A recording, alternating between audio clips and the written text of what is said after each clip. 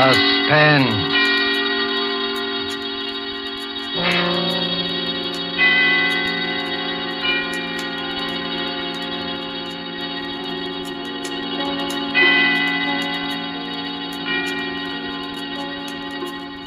This is the Man in Black, here again to introduce Columbia's program, Suspense. Our leading lady tonight is Miss Nancy Coleman, one of Hollywood's most powerful and resourceful young stars, whose performances you may have admired in King's Row, the current Warner Brothers picture Edge of Darkness, and other noted films. The story called Fear Paints a Picture is tonight's tale of suspense. If you've been with us on these Tuesday nights, you will know that suspense is compounded of mystery and suspicion and dangerous adventure. In this series are tales calculated to intrigue you, to stir your nerves, to offer you a precarious situation, and then withhold the solution until the last possible moment. And so it is with Fear Paints a Picture and Miss Nancy Coleman's performance. We again hope to keep you in suspense.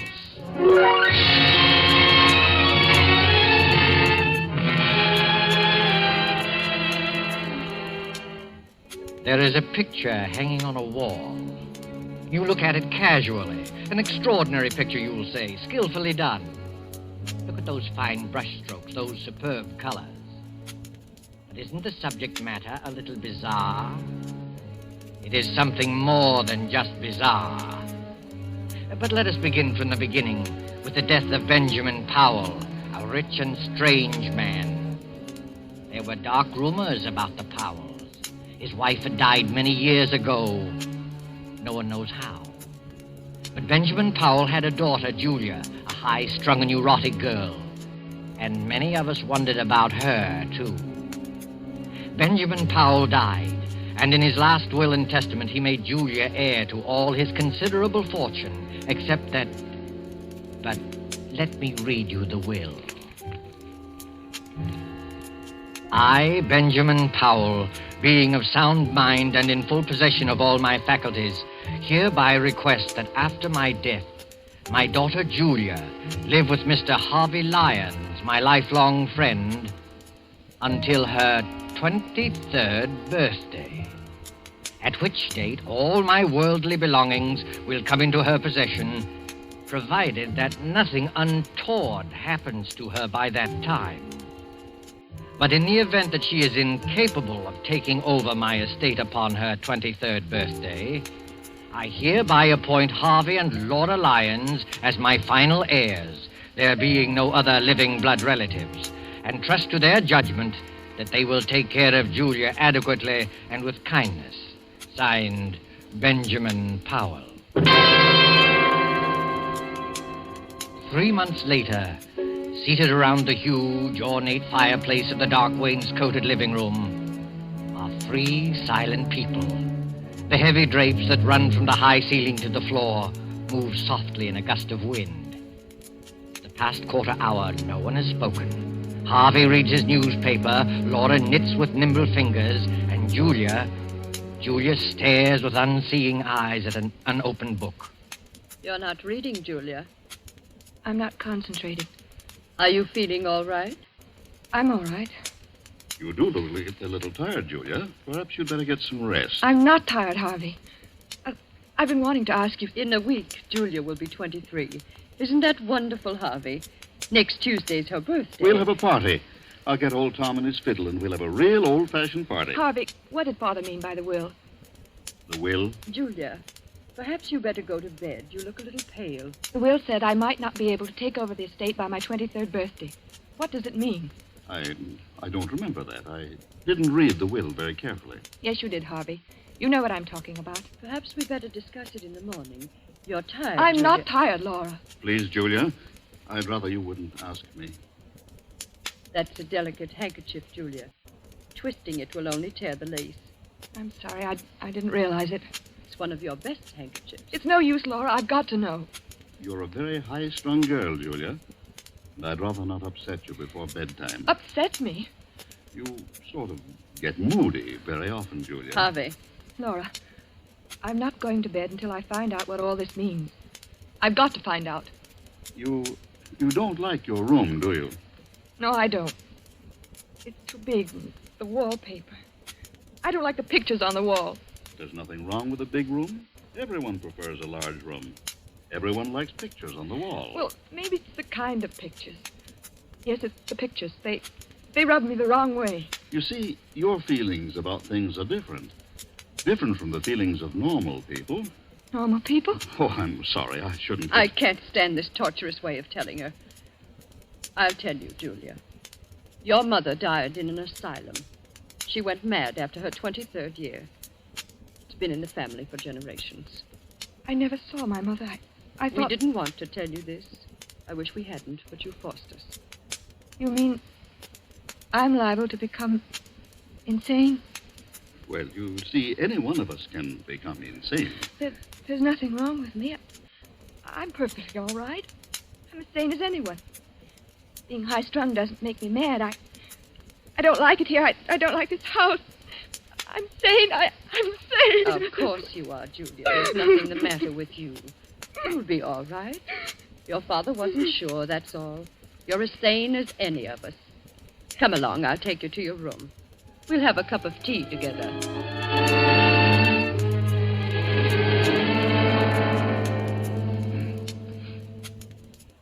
How is she, Laura?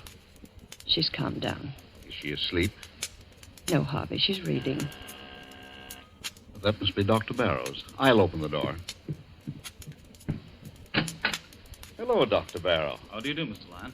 Come in, come in. Thank you. This is my wife, Laura. How do you do? I'm glad to meet you, Doctor. Let me take your things. The maid will have your room ready in a few minutes. That's very good of you. Here, sit down and make yourself comfortable. Thank you. Well, how's Julia? She's been very moody lately. Very moody. She seems so unhappy. I've tried to draw her out, but I haven't been much good at it. Is she still grieving over her father's death? No, it isn't that. I don't think she likes our house. She has some queer ideas about her room. And the wallpaper, she doesn't like that. She doesn't like the pictures on the wall, either. I've caught Julia several times staring into the mirror, looking at herself with hate. Mm-hmm. I've heard her talking to herself very often. That's nothing. All of us talk to ourselves once in a while. I don't know, Doctor. I don't think she's very stable. There are things that go on in her mind that she won't talk about. All of us keep things to ourselves, things we never talk about. Mr. Powell described Julia's case to me just before he died. I've had occasion to observe her just once. Oh, you knew Mr. Powell, did you? Oh, yes, for quite a number of years. I treated his wife. Poor Mrs. Powell. She went mad. Started somewhat the same way as Julia. Oh, I wouldn't make that comparison. So far, there's no basis for any such theory. Well, then, let's say that Julia has strong dislikes. Took a hate to the pictures in her room. Pictures, eh? I'd like to go up and see her, if she's not asleep. Well, I guess it's all right. She's not asleep yet. Her room's the second from the right as you reach the top of the stairs. Thank you. I'll just stop in for a few minutes.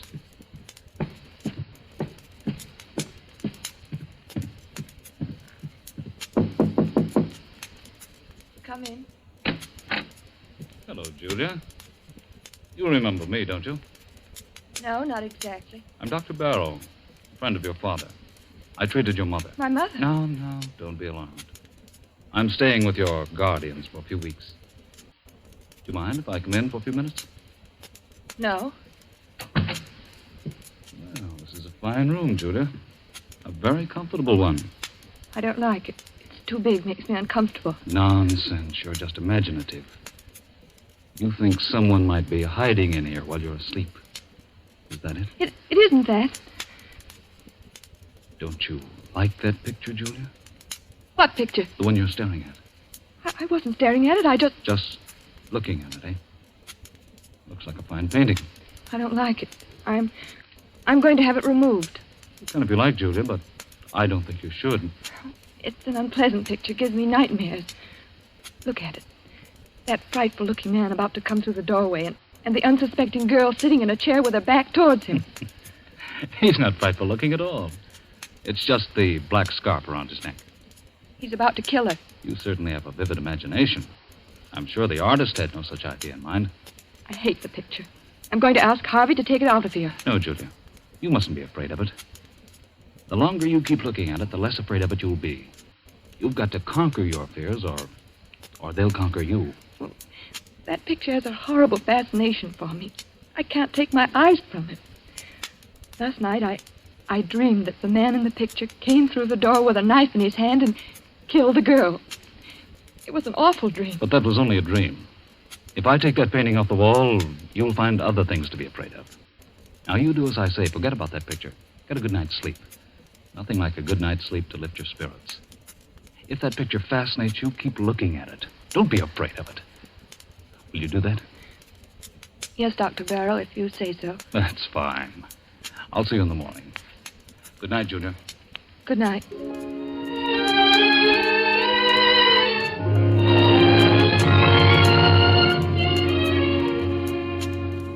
In this big rambling house of Harvey Lyons, midnight came and went. One by one, the lights went out, and soon the whole house was blackened by the cover of night. Not a single light gleamed from any window, the ominous rumble of an approaching thunderstorm. In Julia's room, the large room with its many pictures, she was dreaming again of the man in the picture. The figure with the flowing black scarf is alive, and his hands grow longer and longer. Julia tosses in her sleep, as if trying to avoid him, trying not to look at him.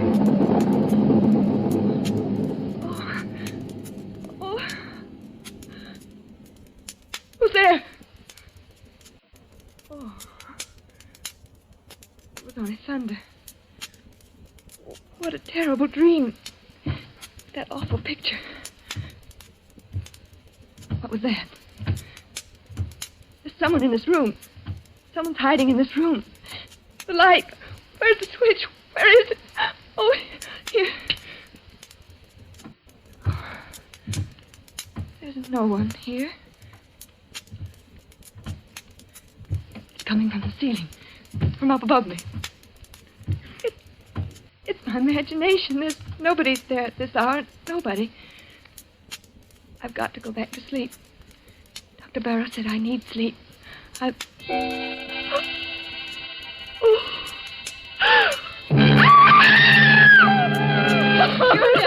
Julia, what happened? What are you doing out here in the hallway? Pull yourself together, Julia. That man. That man. What man? The man in the picture. He's moved. What do you mean? The picture.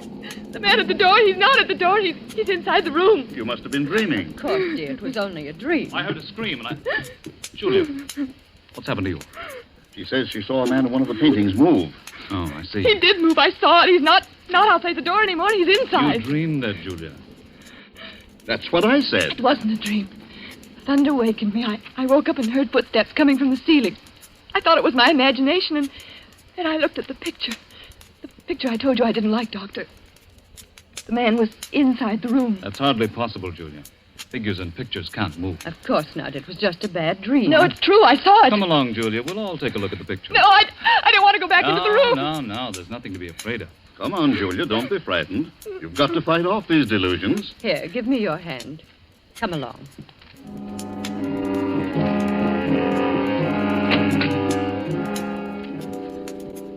Well, now, what picture was it? The one near the bed. Oh, yes, the picture by Gregory. It's one of our oldest paintings. Well, there it is. It's the same as I saw it a few hours ago. Look at it, Julia.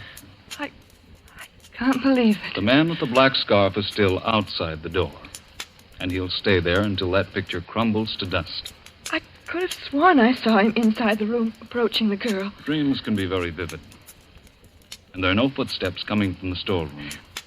I must be out of my mind. I could have It's sworn. nothing at all, Julia. All of us occasionally have vivid, realistic dreams. Once I dreamed I was being chased by a herd of elephants. It was so real I heard the thundering footsteps even after I woke up. It was so... Illusions can be very real You do and believe- horrifying. You do believe, don't you, Julia, that it was only a nightmare? Yes, I think so. If Julia wants to, I'll take the picture out of her room. I don't think it's wise. You have to fight these unreasonable fears. That's true, Julia. Never give in to them. Well, I'll go crazy if I keep looking at that picture. It might be the other way around, Julia. If you run away from it, the mental disease prevalent in your family will take firm hold in you. You'll get worse and worse, as Dr. Barrow says, until you be afraid of your own shadow. You'll be afraid of everything, of everyone you meet, afraid to be alone, afraid to be with people, afraid of yourself, afraid of your own clutching fingers. No, don't tell me anymore. Please, Mr. Lyons, there's no need for this kind of talk. Julia, look at the picture. It's nothing but some paint on a canvas with a frame around it. There's nothing about it that can harm you. And the danger lies in yourself.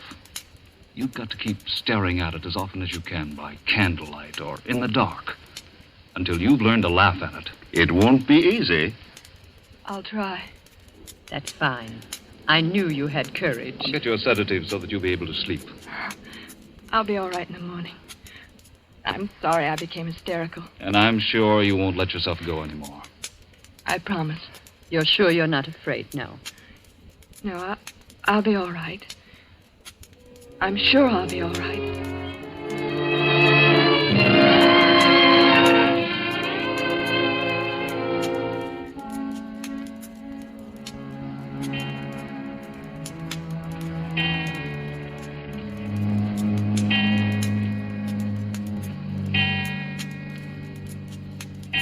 Well, Julia, it's 11 o'clock. You know what Dr. Barrow says. I'm not at all sleepy, Laura. I'd rather stay up for a while. I'm in the middle of a fascinating story. You run along. I'll go to bed presently. Is anything wrong, Julia? No, of course not. Everything's fine, Laura. You're afraid to go to sleep, aren't you, Julia? No, it isn't that. Is that picture bothering you again? Yes. Last night I heard footsteps again. Sound woke me, and the figure in the picture, it moved. It moved closer to the girl. Oh, how terrible. Why didn't you call me? We thought you were over it. It hasn't bothered you these past 3 nights. Well, I didn't want anyone to know. I took some sleeping tablets and I fell asleep again. In the morning, the picture was the same as ever. That's a brave girl. Laura, do you think I'm crazy? Of course not. You're as sane as I am. Tell me the truth. I must know. You're just nervous and high-strung, and you have a vivid imagination, that's all. You're trying to soothe me. Why didn't you tell the doctor that you thought the picture moved? I was ashamed. You shouldn't be ashamed. Dr. Barrow is here to help you get well. I don't think you are. Oh, that must be Harvey and Dr. Barrow now. Hello, Laura. I've arranged to have old Tom at his fiddle here tomorrow night for Julia's birthday. And I've invited the Grovers. They'll be delighted to come. That is, if Julia's feeling well. Julia, you should be in bed. It's after 11. She's afraid to go to sleep. Please, Laura. It's the footsteps in the picture again, isn't it? Yes, Doctor, it moved again. At least I thought it moved, but I went back to sleep. Well, that's an improvement. At least you didn't get hysterical and try to run away like the last time. You were all right for a few nights. It's come back. There isn't much I can do for you, Julia, except to tell you to go to sleep. Fight off these delusions. You've got to do that. Come, Julia, I'll go with you to your room. Well, perhaps you can sleep in my room tonight, Laura. Just tonight. I'll feel a lot more comfortable tomorrow night. I'll be able to face it alone much better. No, Julia, that would be an admission of defeat. All right, if you think it's best. Good night. Good night, Julia. Well, keep up your courage. It doesn't look so good, does it, Doctor? Well, not too good, but it's not hopeless. She has an unstable mind subject to delusions which become very real to her. Her obsession about the picture's not so bad. We all suffer occasionally from optical illusions, but hearing footsteps coming from the storeroom above her is... Storeroom? How did you know there's a storeroom above her? Your wife told me. Oh, of course. Well, that storeroom hasn't been opened in years. I guess there's no point in investigating it, is there? I don't think so. Those footsteps, like the moving figure in the painting, are all in her mind. Her mother behaved just like that before she went mad, didn't she? Well, there's some similarity. You haven't been to the storeroom recently, have you? No, I just mentioned to you that it hasn't been opened in years. Oh, yes, so you did. Forgive me for not listening more closely. That's perfectly all right, Doctor. Well, I just hope that Julia will be well for her birthday party tomorrow. Oh, I had no idea she was having a birthday. How old will Julia be? She'll be 23. Well, I must remember to get her a gift. Oh. Well, I guess I'll go to bed. So will I. I'll see you in the morning.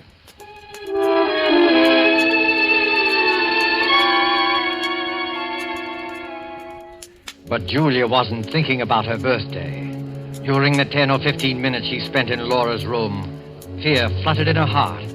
When she finally stood alone inside her own room, panic, black, unreasoning panic began to take hold of her. In wild haste, she began to undress, never looking at the picture. I won't look at it. I won't. I'll go right to sleep. I'll take some pills and fall asleep. What was that? Oh. It was nothing. Nothing at all. All I have to do is keep from looking at the picture. I won't look at it. It can't do me any harm if I don't see it. I mustn't even think of it. I'll think about the trip I made to South America. It was a wonderful trip. The sunset. What was that? Footsteps. Those footsteps again. I mustn't hear it. I mustn't hear it. It was a wonderful trip. The blue Caribbean. Rio's a beautiful city. Sugarloaf Mountain, the music, the dancing. Those footsteps. It's not footsteps. It's just my heart beating. I'll close my eyes. I'll sleep. Sleep. Why can't I sleep? Oh, Lord, let me sleep. I don't want to look at the picture. I won't. I know what I'll see. He'll be closer to her. Maybe he'll have killed her. I mustn't open my eyes. I mustn't. I won't.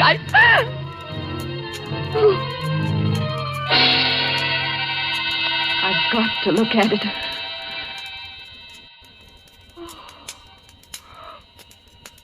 He's moved. He's close to the girl. I'm not dreaming. It's real. Girl? It's me. That girl is me. Me. I can't stand it. I can't. Laura! Laura! Oh, Laura, let me in. Julia. Oh, you poor girl. Here, sit down. Now stop crying and tell me all about it. Tell me in detail. Don't be ashamed. Get it out of you. It'll do you good to talk. It's the same thing again and again. I tried not to look at the picture. I tried so very hard, but it was hopeless. I had to. The figure with the black scarf was inside the room, a knife in his hand, very close to the girl. But this time the girl had turned around and it was my face. My face. Did you hear any footsteps? Yes. I heard them as soon as I got into the room. You think it's very real, don't you, Julia?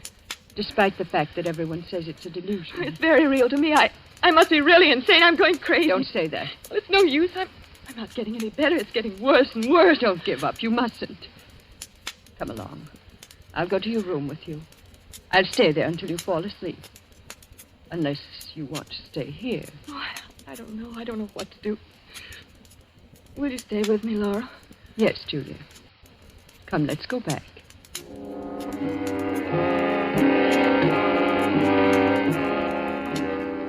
Well, the picture doesn't seem to have... What's the matter, Laura? Nothing. Nothing at all. There. Did you hear it? Footsteps? It was probably a board creaking. Now you go to sleep. I think everything will be all right in the morning. You won't leave me? No, Julia. I'll be here. Thank you, Laura. Thank you very much.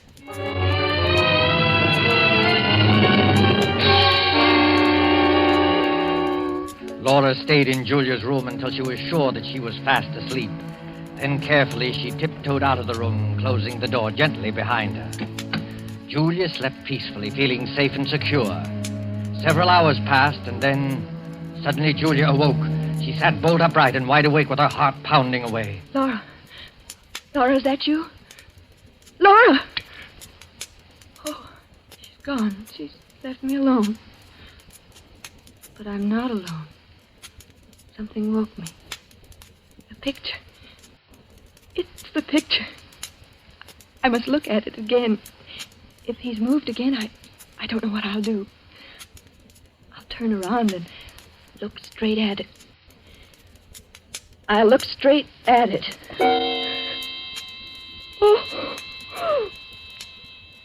girl. He stabbed her. He stabbed me. I'm the girl.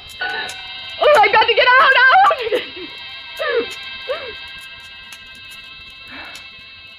It's no use. I've lost everything. My reason, my sanity. I can't fight it anymore. I can't fight against you and the black scarf. And now you're here. I can touch you. I can feel you. It's real this time. What do you want me to do? No. I won't run away. I won't scream. Do I want to spend the rest of my life in an asylum like my mother?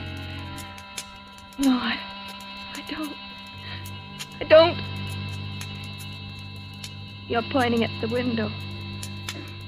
You want me to open the window? Yes. I'll open it.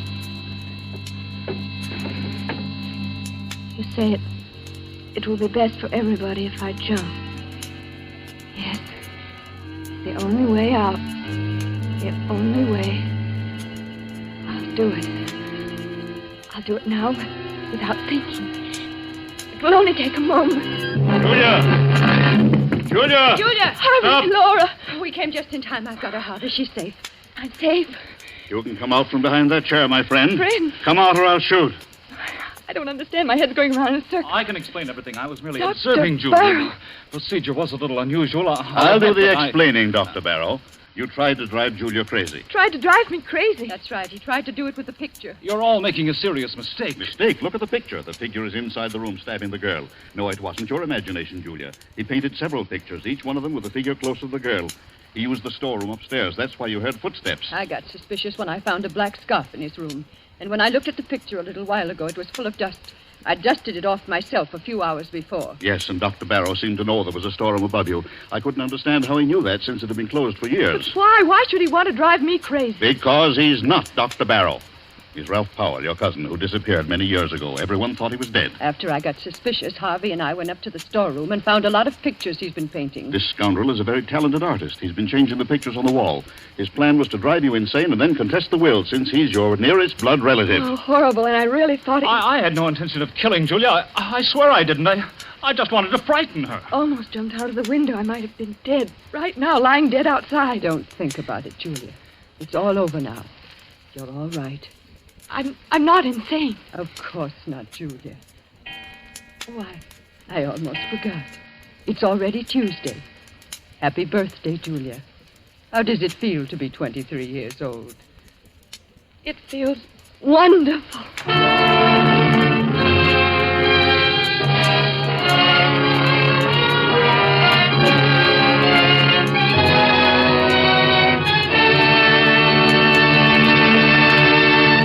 And so closes Fear Paints a Picture, starring Nancy Coleman. Tonight's tale of Suspense. Appearing with Miss Coleman were Edwin Maxwell as Harvey Lyons, Fred Mackay as Dr. Barrow, and Beatrice Benaderet as Laura. This is your narrator, the Man in Black, who conveys to you Columbia's invitation to spend this half hour in suspense with us again next Tuesday, when our star will be Mr. Peter Lorre in the suspense play called The Moment of Darkness. William Spear, the producer, Ted Bliss, the director, Lucian Marowick, the composer, Lat Gluskin, the musical director, and Sigmund Miller, the author, collaborated on tonight's Suspense. This is the Columbia Broadcasting System.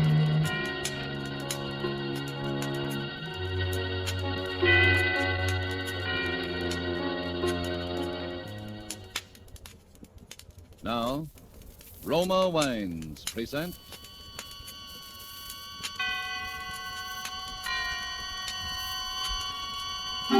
Suspense. Tonight, Sell Me Your Life, starring Lee Bowman. Suspense is presented for your enjoyment by Roma Wines. That's R-O-M-A, Roma Wines. Those excellent California wines that can add so much pleasantness to the way you live, to your happiness in entertaining guests, to your enjoyment of everyday meals. Yes, right now a glassful would be very pleasant as Roma Wines bring you Suspense.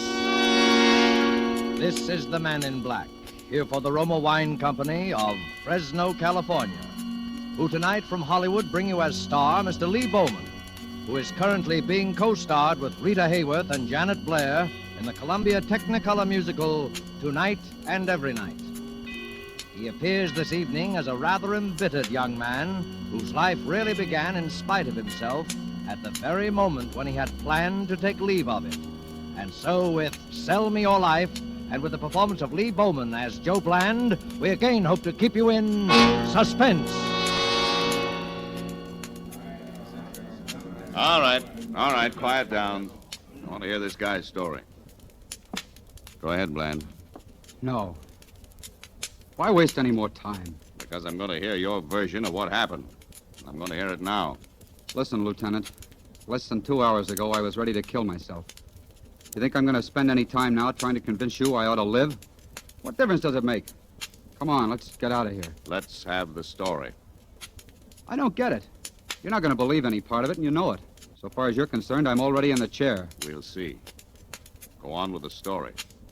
Do you believe that tonight I was standing on top of the railing of the Grand Street Bridge ready to jump? Do you? No. No, of course you don't. All right, keep going. Let's hear it all. Well, that's where I was. And that's what I was about to do. Do you know how it feels, Lieutenant? Standing there, and all of a sudden making your decision? I didn't worry too much about being seen. It was too late at night, and the mist was too heavy. I looked down at the black water. Then I closed my eyes. I caught my breath. And then the headlights hit me.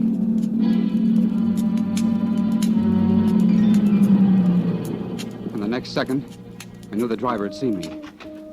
I heard the car stop and the door open. I couldn't move. I couldn't jump on over, and I couldn't climb back down. I just stood there and listened to the footsteps come toward me and then stop. What do you think you're doing?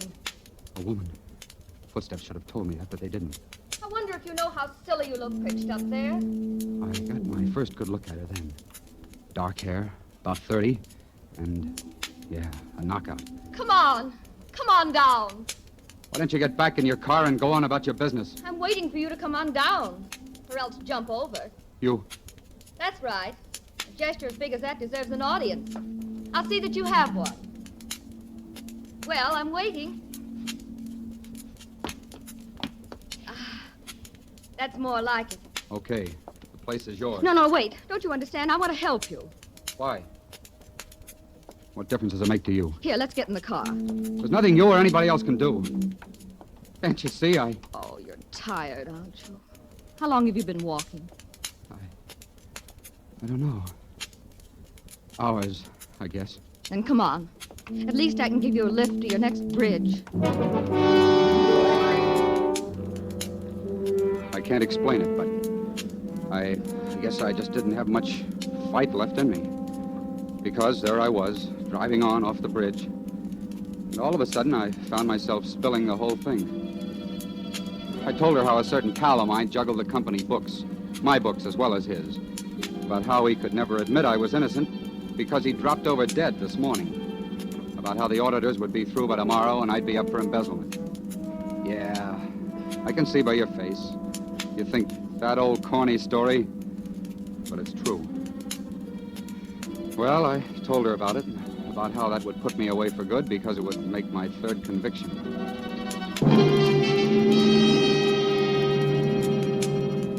Then I told her, and I knew she wouldn't believe that either, but I told her just the same.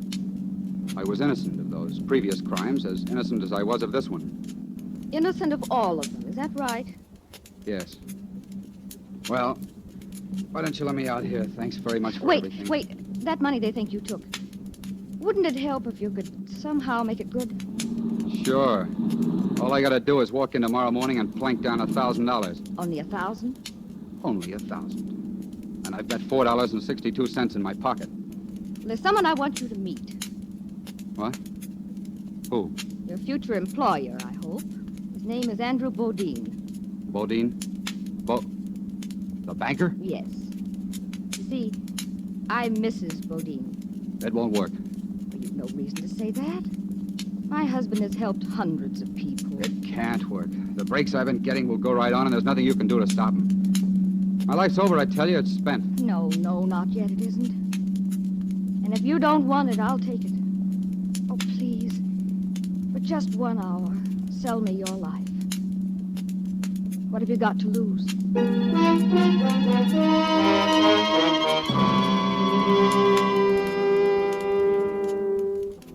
She took me into the Bodine place, and we came straight to the library here. That's where Mr. Bodine would be, she said. But then, when she opened the door, I saw a young-looking guy. He was over there, working at the desk. Oh, I'm sorry, Mr. Faraday. It was just that I expected my husband. Oh, another one of those conferences, I'm afraid. He was called away only a few moments ago. Oh, that's unfortunate. Oh, this is Mr. Faraday, my husband's secretary. Glad to know you. Well, thank you. I don't believe I heard your name, Mr. If you don't mind, Mr. Faraday, I wonder if you'd excuse us. Why, certainly. My work's pretty well cleared up anyway. Good night, Mrs. Bodine. Good night. See, the fact that my husband isn't here right now isn't really going to matter too much. I'm appealing to you for help. Appealing to me for help? Yes. During the time you've been under sentence, you've naturally had considerable contact with, well, criminals. I want you to identify just such a person. I guess I don't get what you... My husband's life is in danger. I'm sure of it. In danger? But from what? No, I shan't tell you whom I suspect. I want you to find that out. I want you to give me proof. Most important, I want you to give my husband protection. How? By watching him, by observing everyone who comes in contact with him, whether casually or regularly. Oh, yes, would you just step over there to the desk? No, behind it. Now, that first drawer on the left. This one? Yes, that's it. Open it. Why, it's filled full of bills, $100 bills. Mm-hmm. My husband calls it his trust fund. It's always there to help those he feels deserve help. Cut off 10 of them. Please, go on. Why, I can't do that. Oh, it isn't charity. In your case, it's salary. And it will settle up that difficulty at your office, now won't it? If it doesn't, we can always add to it. But you don't know anything about me. You don't even know what I was coming to that. You'll probably start work for us tomorrow, and... Oh, yes, here's a pad. If you'll just jot down where we can reach you. Do you mind? No, of course not. It's the Rex Hotel. They've got a payphone in the lobby. I put the number down there. Good. That should do it. Well, you're forgetting something, aren't you? Forgetting something? My name. I put it down, too. It's Bland. Joe Bland. Well, I'm happy to know you, Joe. Haven't you forgotten something? Me? No, what? The $1,000. Oh. You're a wonderful person, Mrs. Bodine. I wish I knew how to thank you. I'll tell you. Just stay alive.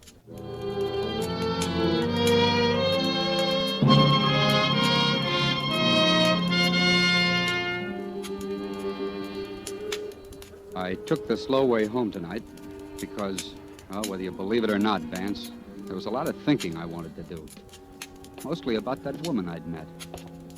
And while I was climbing upstairs to my room, I realized what she'd really done. All because of her, I'd sort of been born again. I let myself into my room and switched on the overhead light. All right, Joe. Just put your hands up. There you were, Vance, sitting in a chair across the room. I'd never seen you before. That's it. Now just keep 'em up. I'm Vance, police headquarters. Now stand still while I check you over. The office. I didn't think they'd get to that till tomorrow. That's so. Mm-hmm. Here we are. $1,000. Serial number G6. 6, yeah, that's it.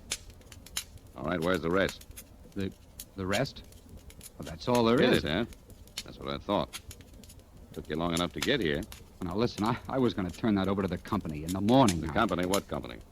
What? My company. I Aren't don't you? know what you're talking about.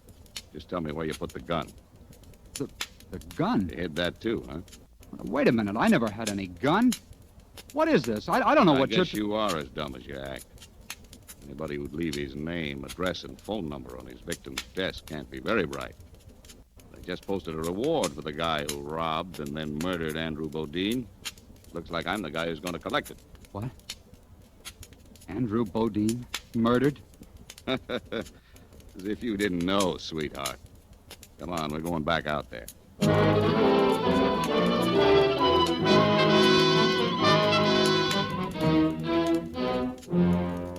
Tonight for Suspense, Roma Wines are bringing you as star Mr. Lee Bowman, whom you have heard in the first act of Sell Me Your Life by Emil C. Tepperman. Tonight's tale of Suspense.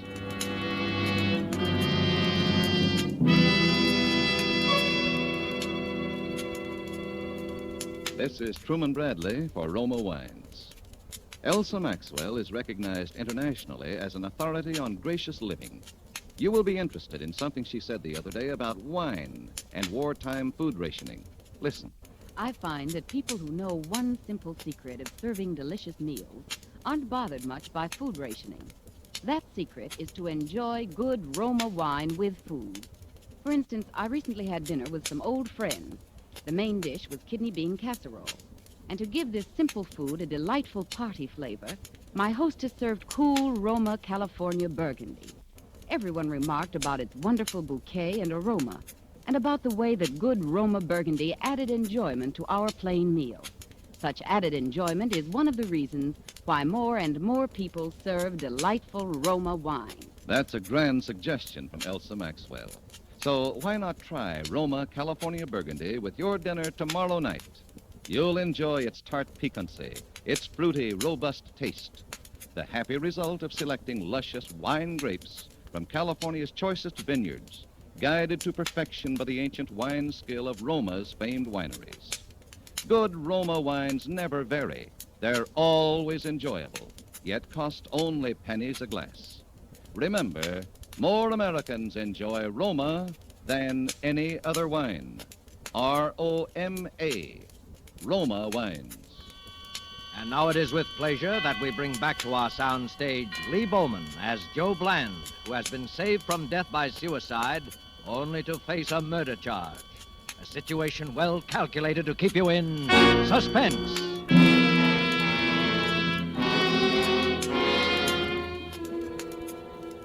We came back here to the Bodine's library. The room was packed, loaded with police and reporters. It was full of Andrew Bodine, too. He was stretched out behind the desk, covered with a sheet. Hey, Bland, look over this way, right into the camera. That's it. About this guy's fingerprints, Lieutenant. We got him off his police record. Yeah? They matched the prints on the desk drawer, all right. Where the money was, I mean. I know. He admits taking the money, 1,000 of it. Says Mrs. Bodine told him to take it. Anything else? Yeah, he admits he needed the dough. Says he's about to be stuck on an embezzlement charge. Has he admitted shooting Lincoln yet?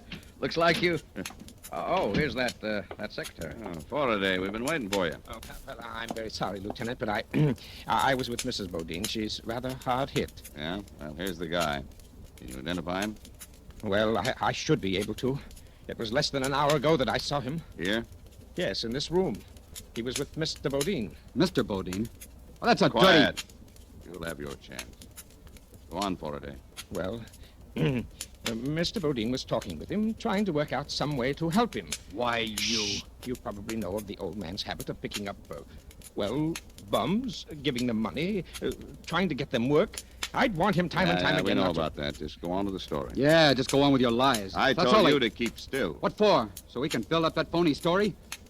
Listen, Vance, I want to see Mrs. Bodine. She was with me all the time. I told you that. She can stop this whole thing in 2 minutes. She can if Faraday here hasn't done something to her.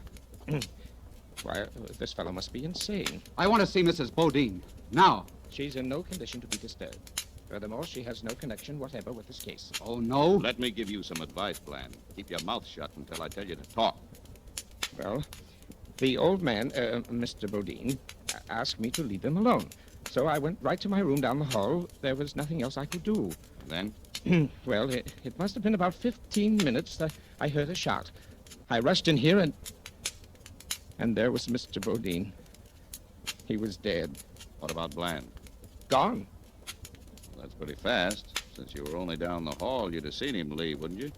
Well, not if he left by that window there, and that's just what he did. It was wide open, just as it is now, sir. No sign of the gun, huh? No, nor the money. Almost $21,000 missing. Uh-huh. You don't fool around, do you, Joe? You know something? You're going to tell me where the rest of that dough is. You can find that out from Faraday. You're also going to tell me about that gun. You can also find that out from Faraday. Can't you see it? He's the killer. You can forget that right now. You're dead, Bland. You haven't a chance. You haven't any kind of a case at all. Well, get Mrs. Bodine in here. You'll see what kind of a case I have. You'll see what kind of a case he's got, too. I've had enough of this. Hey, you. I'll get her myself. Hey, come back here. You're not going anywhere. Get your hands off me. I tell you I'm going to find this. Mrs. Bodine. Oh, dear. Oh, Mrs. Bodine, I didn't want you to be disturbed. Now, please, you'd better go back to your room at once. It's all right, Mr. Faraday. I kept hearing my name called. I'm Lieutenant Vance, Miss Bodine. This man here beside me.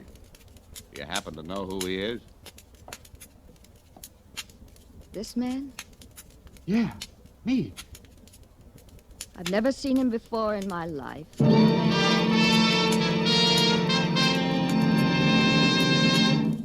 She'd never seen me before in her life. Well, that did it, Vance. After that, I was with you, sitting between you and your pal Tannen in a police car bound for headquarters. Not even hearing those stupid Car calls from the 64, car radio. Raymond. Go to the corner of Hill and 20th at 229. That is all. Doing some thinking, are you, Bland? Well, I'm afraid it's a little too late. I was doing some thinking. I wasn't going to let it be too late. I couldn't let it be too late. How about it, kid? Anything you want to say? Yeah, I'd like a cigarette. Give him a cigarette, Tannen. Me? I gotta watch the road.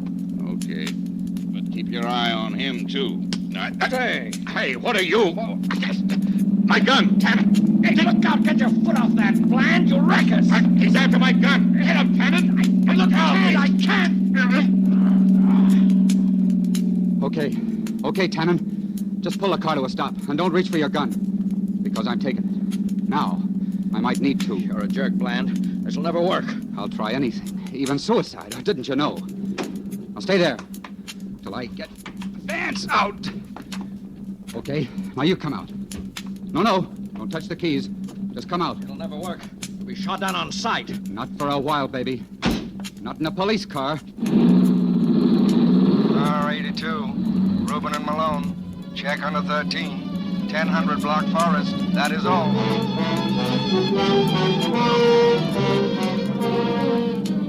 Attention all cars. Attention all cars. Joe Bland, accused slayer, has just stolen police car 46. Then I heard it. Over the car radio. This man must be apprehended. He is desperate. Shoot to kill. That is all.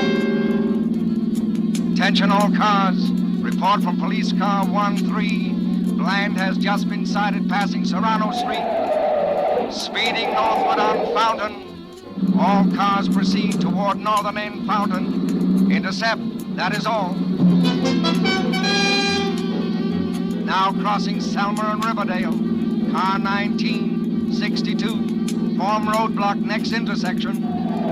Cars 20, 13. Cut off rear escape. Attention.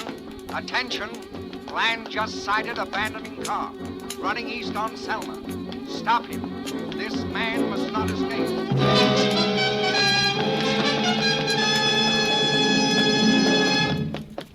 And somehow, some way, by running up alleys, by hitching rides, I got back to the Bodine place. The library window, the one they'd said I'd used to escape, was still open. I climbed into the room that way. My luck still held. Blonde complexion. Faraday was there, About 33. fiddling with papers at the desk, He is armed listening and to the desperate. radio. A report during the past 5 Okay, minutes states turn it that off. police have picked up Bland's trail and Oh, are closing in on I him. said turn it off. Yet all civilians are urged to be on the... Now, Stay where you are. Why, you... I'll call the police. Put that down. You dial one number and I'll blow your head off. Well, it doesn't matter. You heard what they said. The police have picked up your trail. They'll be here any minute. This won't take long. What? What are you going to do? Give you the best break you ever had. The gun you used to kill Bodine. Also the $20,000. I'm taking them off your hands. Why, you're not only a killer. You're a lunatic. I told you I was giving you a break. No, not because I like you. It's because I hate somebody else more than I hate you. You're just like me. A fall guy. A sucker. A pigeon. Huh? What do you mean? Do you really think she's going to split with you? Share the old man's will and insurance money? Why should she? You see, why should she? Why shouldn't she have it all? I don't get your point. Why shouldn't she turn you over, too? See where that would put her? Then there'd just be her. I don't have to listen to this. Figure it out. Did she have anything whatever to do with murdering that man? Anything except working on how you'd be the guy who'd do it the minute I left here tonight? Well, How did you know? Did Lenore... Lenore, is it? Oh. Suppose you were nailed by the cops. Would Lenore be loyal to you? I didn't her to be loyal to anybody? If Lenore Bodine had a choice between being sole owner of $1 million and sticking her neck out with yours, what do you honestly think she'd do? All right. Where's the money? I don't know what to do. Where is it? Okay. There they are, the cops. Are they going to find that money on you or her? You've got less than a minute, Faraday. Oh. What's it going to be? Stop! Where are you going? To get the money. It's in my room. Just a minute. You're staying here, my friend. Lenore. Toss your gun on the floor, Mr. Bland. I think we can get along with mine. Okay. But you're a couple of seconds too late. You see, I can tell the cops where to find that dough. Oh, no, you won't tell the cops anything. You won't be able to talk. You're an escaped murderer, and I killed you. I shot you in self-defense. Too late. Stand over there. You're too late. They're already here, and they'll know it wasn't self-defense. Gordy, that window there. Close it. Don't move. If she kills me, you're as good as dead. Because you'll take the rap alone. She'll tell the cops where to find that dough and... Wait, Lenore, wait. Get away from him. No. Get away, I'm going to shoot. No, you'll tell the police. You'll sell me out. Oh, you fool. Why did you listen to him? Nobody's going to tell the police. Nobody's... Get away from him! Get away from him, I tell you! I won't let you sell me out. I'll kill you first. Get away from here! I'll kill Stop you. it! I'll I'll kill shoot! you.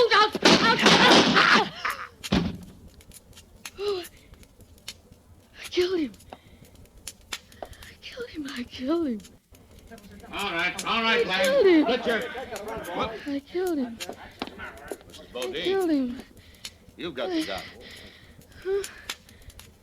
Yes, I've got the gun. But I was too late. I tried to get it out of his hand before he shot Faraday. But I was too late. No, that's not true, Vance. Don't even budge. All right, the rest of you men, come on in. This guy Bland's killed another one.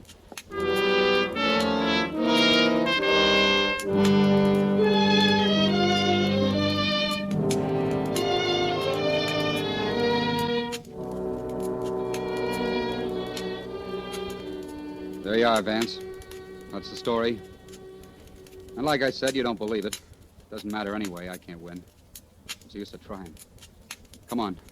Let's go on back to headquarters. And Lieutenant, please see that he stays in the car this time. Don't worry, Mrs. Bodine. He won't be back here again.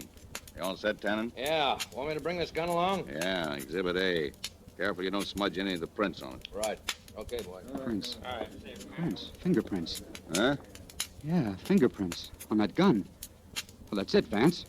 My prints aren't on it. They never were on it. Only hers. Because she's the only one who ever used it. That's not true. Prints. No fingerprints on a gun, no fingerprints on... Yeah, the window. That window over there, Vance. The one you said I opened. Listen, the catch on that window, it doesn't have my fingerprints. It only has Faraday's. Or yours, Mrs. Bodine. Oh, he's lying. Don't listen to him. Yeah? Look, Bland, so it doesn't have your fingerprints on it. Maybe you wore gloves, huh? If I had, I wouldn't have left prints on that desk drawer, Vance. That's the drawer where the money was.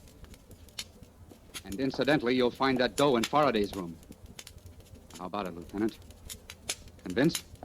I rather think I am. What about you, Mrs. Bodine? Are you convinced? Yes, I suppose I am. Well, it looks as though Mr. Bland will have company on his trip to headquarters. Ready? I'm afraid I won't have the pleasure of joining you. Thanks very much anyway. Haven't you forgotten something, Mr. Bland? It was a little matter of embezzlement, I believe. I'm so sorry I wasn't able to help you on that. Oh, you did all right. That $5,000 reward you posted, I think I've won it, don't you? Now, wait a minute. The guy's got a point, Mrs. Bodine. The way I see it, that reward ought to take care of the embezzlement charge with quite a nice sum left over. Looks like you got gypped, Lenore. You asked me to sell you a washed-up life. I think you'll pay for it with your own.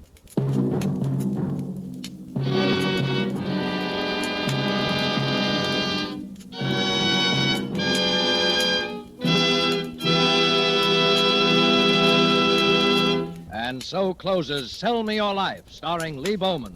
Tonight's study in Suspense. Suspense is produced, edited, and directed by William Spear. And now, here's a brief message from that noted authority on smart and pleasurable entertaining, Elsa Maxwell. Most of the parties I'm giving these days are simple affairs. And when I entertain, I always serve well-chilled Roma, California sherry before dinner and later in the evening. You'll find that glorious amber golden Roma sherry is a gracious touch that's sure to get the meal off to a good start and adds to the evening's pleasure. And don't worry about fancy glasses. It's the wine that's important. So be sure it's that good Roma wine, because Roma wines are so reasonably priced, any family can afford to serve them regularly. Yes, Roma wines cost only pennies a glass, so enjoy them often. Serve Roma with your everyday meals. Roma wine is delicious, for Roma quality never varies. Remember, more Americans enjoy Roma than any other wine. R-O-M-A, Roma wines. And the next time you use vermouth, either sweet or dry, choose Roma vermouth. Zestful, full-flavored, blended, mellowed, and developed with all the traditional quality winemaking skill of Roma wineries, yet surprisingly low-priced. Try it soon, will you? Next Thursday, same time, you will hear Mr. Thomas Mitchell as star of Suspense. Presented by Roma Wines, R-O-M-A, made in California for enjoyment throughout the world. Please listen to this. Mail from home can mean the difference between a good soldier and a poor soldier, between a man who knows why he is fighting and a homesick boy who knows only bitterness and indifference. Write short, frequent letters. Never mind about that great, big, long letter that never seems to get written. And always use B-mail. It is the surest way to get your letter overseas. B-mail.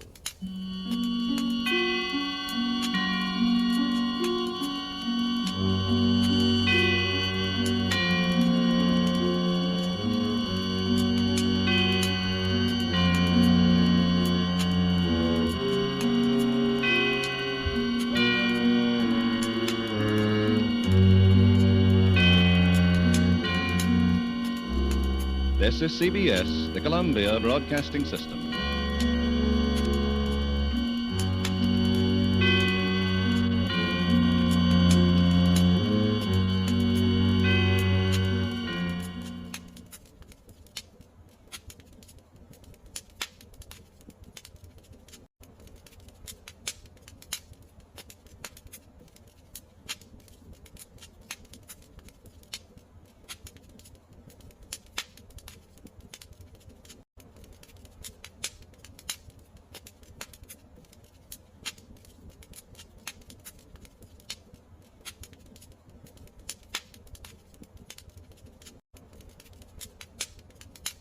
Now, the Roma Wine Company of Fresno, California presents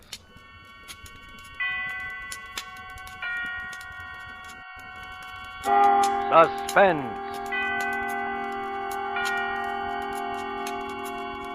Tonight, Roma Wines bring you the suspenseful play called The Burning Court, starring the distinguished actor whose current performance you have admired in the picture Laura, Clifton Webb. Suspense is presented for your enjoyment by Roma Wines. That's R-O-M-A, Roma Wines. Those excellent California wines that can add so much pleasantness to the way you live, to your happiness in entertaining guests, to your enjoyment of everyday meals. Yes, right now a glassful would be very pleasant, as Roma Wines bring you a remarkable tale of suspense. And with the strange events detailed in John Dixon Carr's novel, The Burning Court, and with the performance of Mr. Clifton Webb as its urbane narrator, Godin Cross, Roma Wines hope indeed to keep you in suspense.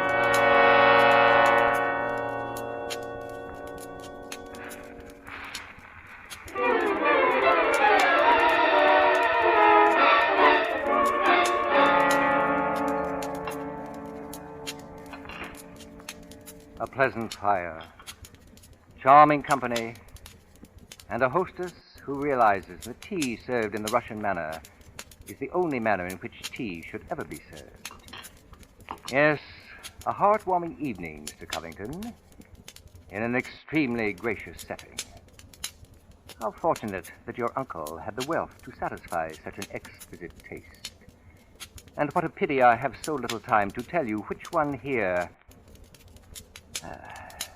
murdered him just last week.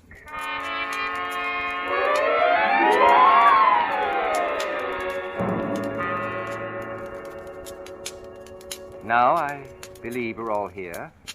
Ted and Mary Covington, Mrs. Henderson, the housekeeper, Captain, Brennan, I believe. Yes. And incidentally, yourself, just who did you say you were? No wonder you police have had so much difficulty with the case. My name is Cross, Godin Cross, the writer. Well, why don't you say so? That book, A History of European Murder, that's yours, isn't it? Extraordinary. A policeman who reads. As a matter of fact, Captain, it's because of my latest book, Poisoning Throughout the Ages, that I happen to be with you now. Ted Covington there is a member of the firm which publishes my work.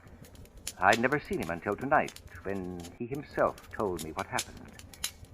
He went back to last Friday afternoon, for it was then that he began reading my manuscript for the first time. He began it on the train, the commuter's train, which every afternoon deposits him safely and soundly in this charming suburb of Crispin. That is, if you care for suburbs. At any rate, I imagine he was almost home by the time he finished the first chapter. Then he turned the page. Attached to the following leaf was a picture, and looking at it, the young man stiffened suddenly and all but cried out his shock. It was a picture of a woman. Under it was printed, Marie Dubronich, convicted of arsenic poisoning, St. Petersburg, Russia, 1731. Ted Covington was looking at a picture of his own young wife.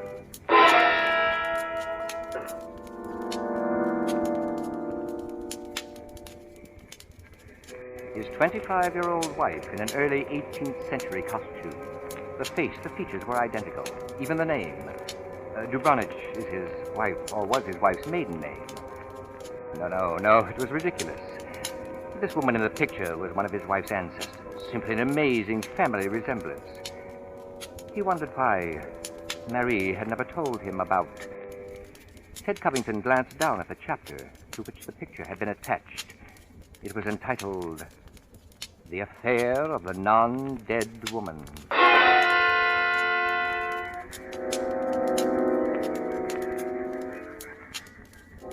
But then the train was approaching the station, and he rose and walked out to the platform. Standing there for a moment, his eyes ran down the page. Marie Dubronich, it appeared, was quite a continental charmer in her day. With the beneficent assistance of arsenic, she had disposed of half a dozen husbands before she'd been caught. But caught she was. She was sentenced to death, the chapter concluded, and then beheaded and burned.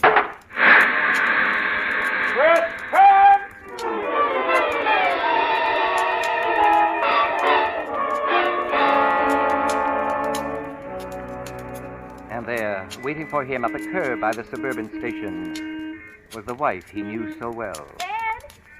She was leaning toward him now to open the door, smiling in that way he knew so well. Ted, what on earth are you staring at? A soft fire in your eyes. Oh, it's a street light, I guess. Oh, darling, you're silly and overworked. Come on, get in the car.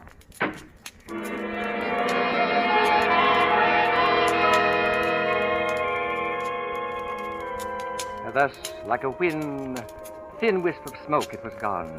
The unspeakably foolish concept. Laughable? That's what it really was.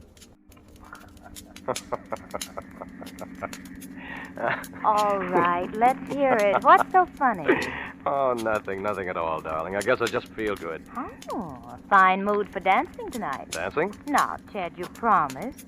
You said if Uncle Miles showed a noticeable improvement, we could go to the club. You mean he's really better? Oh, there's no comparison. The doctor agreed with me. Darling, there's no reason in the world why we shouldn't let Mrs. Henderson stay awake for a change. None. Do her good, the old What is the matter with you? Oh, it's just that I started to call her a witch. It's a private joke, darling. Don't mind.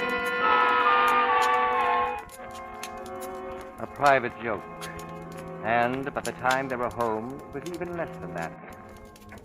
Ted was sitting in the living room when Marie entered and moved toward the fireplace.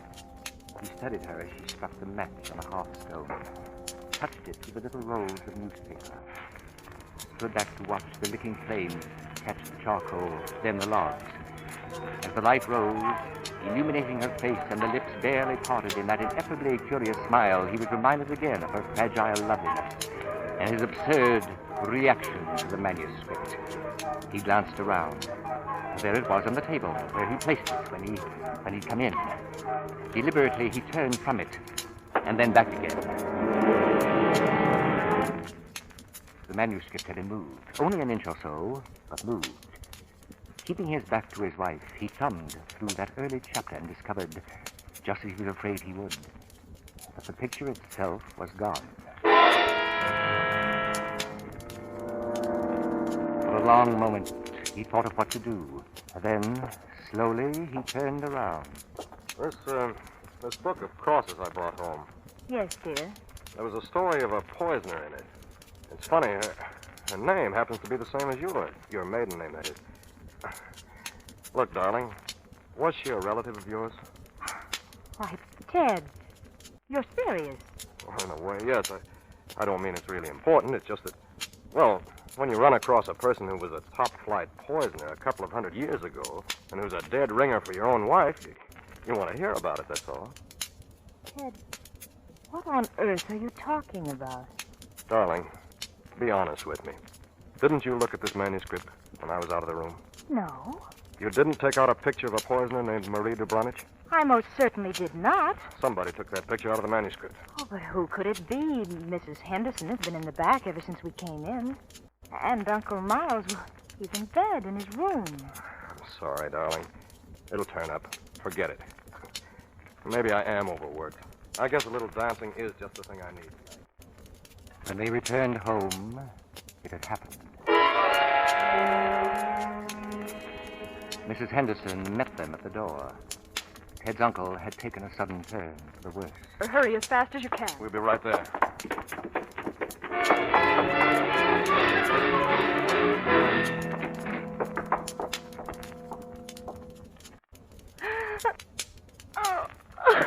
Marie, if you don't mind, Yes.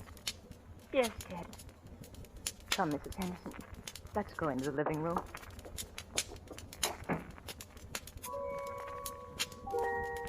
He had wanted to be alone in the room.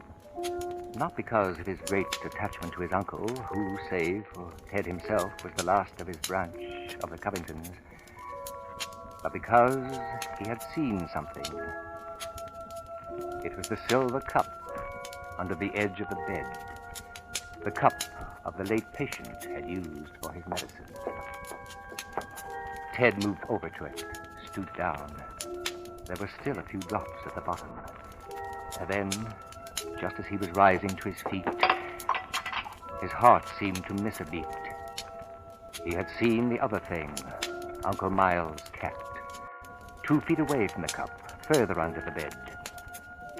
She She was lying on her side. Fearfully, he extended his hand. The cat was still warm, but quite dead.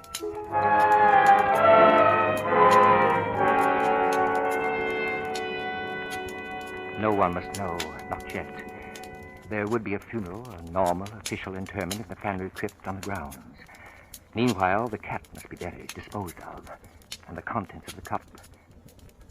The next day, at the chemist's, he was told it contained arsenic.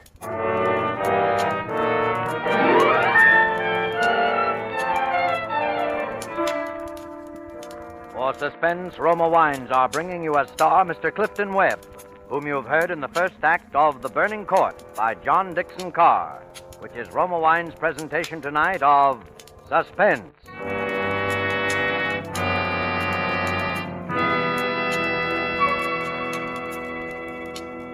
Between the acts of Suspense, this is Truman Bradley for Roma Wines. We now quote a brief word from the renowned hostess, Elsa Maxwell. I've found that one of the smartest ways to entertain during warm weather is to serve tall, iced, thirst-quenching Roma refreshers, made with distinguished Roma California wines. And it's so easy to enjoy frosty, satisfying Roma wine and soda. Simply half-fill tall glasses with Roma Burgundy or Sauterne. Add ice cubes and sparkling water, and sugar if you wish. For a decorative touch, garnish with cherries and slices of fruit. And be sure to use Roma, for Roma wine is always uniformly good, the happy result of selected grapes, carefully picked at the very peak of character in California's choicest vineyards, gently pressed, then guided unhurriedly to perfection by the ancient skill of Roma's famed wineries. Yet, good as it is, Roma wine costs only pennies a glass. Remember, because of uniformly fine quality at reasonable cost, more Americans enjoy Roma than any other wine. R-O-M-A, Roma wines. And now Roma Wines bring back to our Hollywood soundstage Clifton Webb as Godin Cross, writer and authority on Murder Through the Ages in The Burning Court, a play well calculated to keep you in suspense. Now, let me understand one thing, Mr. Cross. You're simply relating what Mr. Covington here told you? Yes, less than 15 minutes ago, Captain. Then why not have Mr. Covington tell it himself? Primarily because I can tell it more beautifully. Mrs. Covington.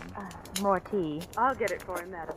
You're very kind, Mrs. Henderson, but I'd rather you didn't miss even one facet of the story. Oh, well, I'm not leaving, sir. The samovar's right over here. Excellent. I think that you should know that earlier tonight, just 3 days after his uncle's burial, Ted Covington sat alone in this room, contemplating some astonishing plan. This very night, long after Marie would retire, he himself would open the vault and exhume his uncle's body. A chemist had been engaged for a private autopsy. He was to look for traces of poison, yet Ted Covington wasn't so sure he could go through with such a plan. The door opened, and Marie came into the room, walking now quite softly across to the great fireplace. He studied her closely as she struck the match, then touched it to the crumpled scraps of paper. Oh, I thought you might be a little chill. Chill. If only she knew the chill that was wrapped around his heart. If only she... He stopped short in his thoughts, for now the glow had risen against that somewhat childlike face, and suddenly he saw for the first time the faint wrinkles of age at her eyes. Now the light was higher, and there it was, the thin light crease, like an almost invisible star that encircled about her neck. Marie Dubrovich, beheaded and burned in 1731. Yes, he was sure of it now. He had to go through with his plan.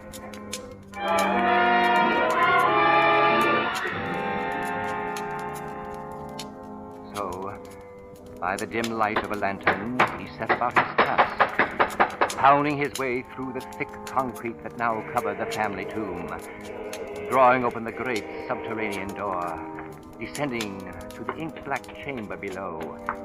He found the coffin, wrested it from its crypt, and placed it upon the floor. He unclamped the lid, opened it, and then... The word of shock leapt from his throat. Empty. Empty!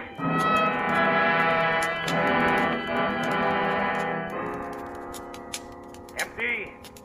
Empty, you say? Huh? Who's that? Who said that? I did, Mr. Covington, up here. Who are you? I'm Captain Brennan from the Office of the Commissioner of Police. Police? How did you... Who sent you here? Who told you about this? Why, your housekeeper, of course. You didn't think Mrs. Henderson saw the dead cat, did you? But she did. She also saw you bury it. That, as you know, was 3 days ago. So I've had a chance to do some delving. I must admit, Mr. Covington, that when I learned your wife's maiden name was Dubranich, Marie Dubranich, I was really quite intrigued. Why? What difference does that make? Well, perhaps you don't know it, but that's a rather important name in crime history. Oh, but the same name, that's all. It's a coincidence, Captain. Yeah, isn't it? The case is full of them. Learned most of her poison tricks, for example, from a lover of long standing, a fellow by the name of Krozitov. Godan Krozitov. Cross? Godan Cross, let's say. Hasn't your firm published books by a man by that name? Cross? Oh, this is some kind of a joke. But what's even more interesting, Mr. Covington, is the fact that the name of the judge who sentenced Marie Dubranich to death by the burning court just happened to be Covington. Covington? Thurman Covington. An ancestor, wouldn't you say, of the man who just died? Or was murdered? An ancestor of yours, I might add. Oh, but you can't believe any of this. This nonsense about a long-time lover and a vengeance through the ages. Why, Captain Brennan? Yeah, down here, Freddie. Oh.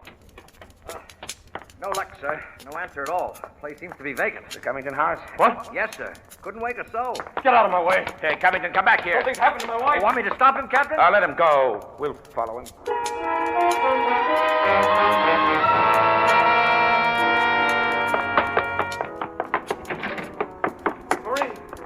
Marie! Where are you? It's me, Ted. Marie, what have you done? What? Good evening, Mr. Covington. Who are you? My name is Cross, Godan Cross, the writer. Cross? My wife. What have you done to her? You fiend. What have you done to my wife? Stop it! Listen to me. Why are you here? Why am I here? Because your wife, reading my chapter on Marie Dubranich, realized I knew more about the family than even she did. Because she found my phone number on the front cover of the manuscript. And because I know an exceptional case when I hear one. Does that answer your question? No, you know it doesn't. Can't you see I've got to know whether... I see. Whether your wife is really Marie Dubranich, who was burnt by order of the burning court. You're quite sure, no doubt, that I'm Godan Cross who first wooed her. No, my boy. Marie Dubranich is no more your wife's real name than mine is Godan Cross. What? Your esteemed wife, Mr. Covington, was adopted by people named Dubranich, remote members of the real family of poisoners. I can't believe it. Why didn't you tell me? Because until I told her half an hour ago, she didn't know it herself. I'd learned it through my research. Oh, that's too wonderful. For years, Mr. Covington, that young woman has been haunted by the fear that she might be a poisoner by blood. You can see, can't you, why she was willing to lie, steal a picture, Yes. do anything to hide her past from the man she wanted to hold. Yes, I can see that now. Mrs. Covington. You mean she's... Yes, Mr. Cross. Oh, Marie, darling, you're all right. That'll be our old friends, the police. Will you take them into the front room, Mrs. Covington? Meanwhile, you, my friend, will tell me everything that's happened up to now. Having just delivered your wife from the burning court, I'll see if I can't save her from the electric chair.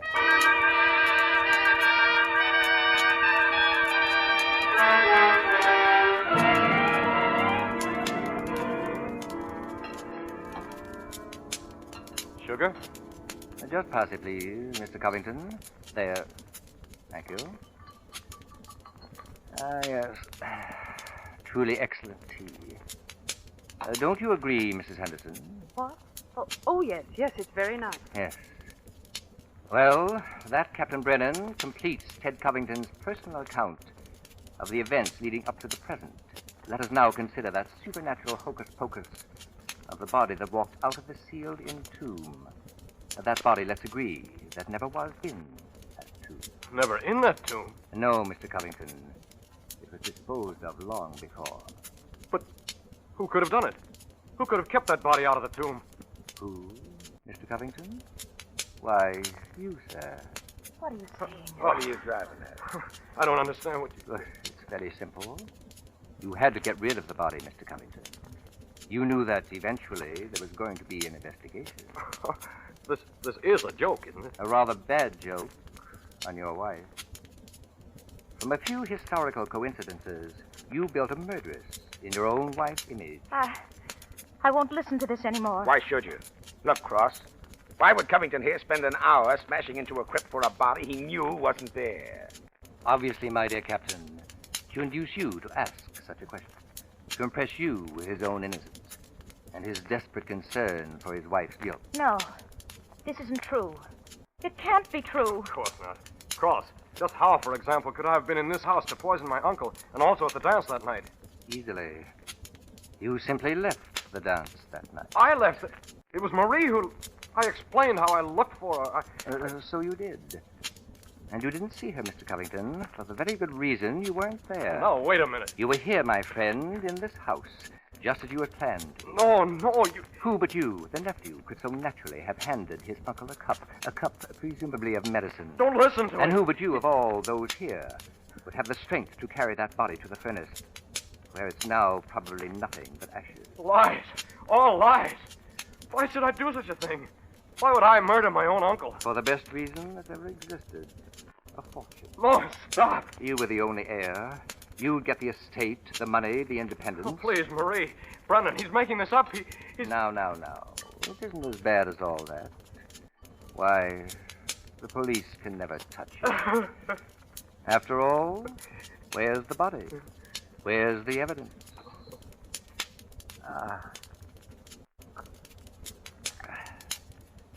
A truly delightful beverage. Yes, Mr. Covington. I'm sure you'll be quite comfortable in an asylum for the insane. And that is... Mr.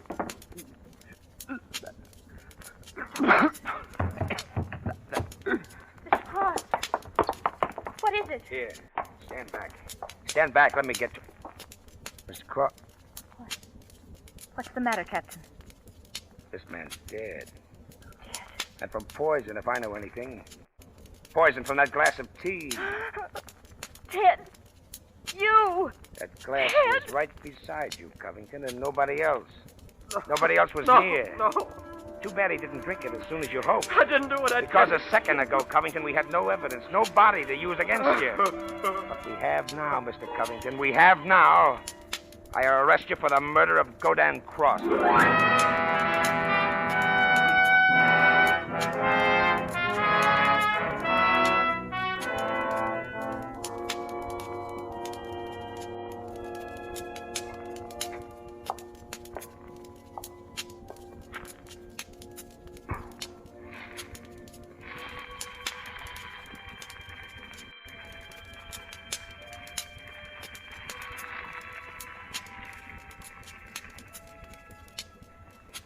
Godin.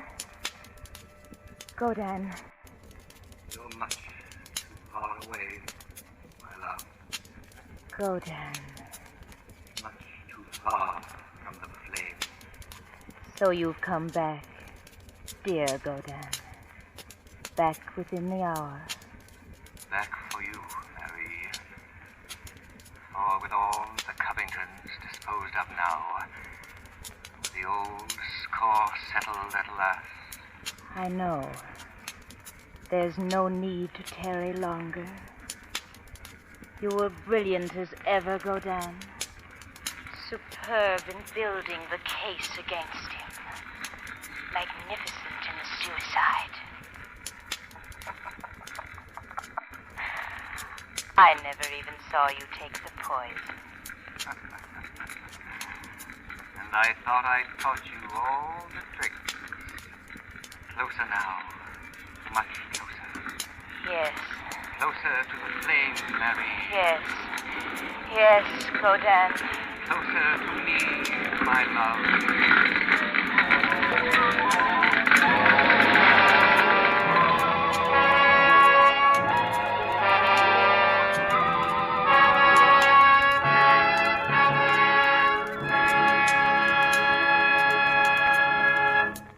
That night, the Covington house burned to the ground.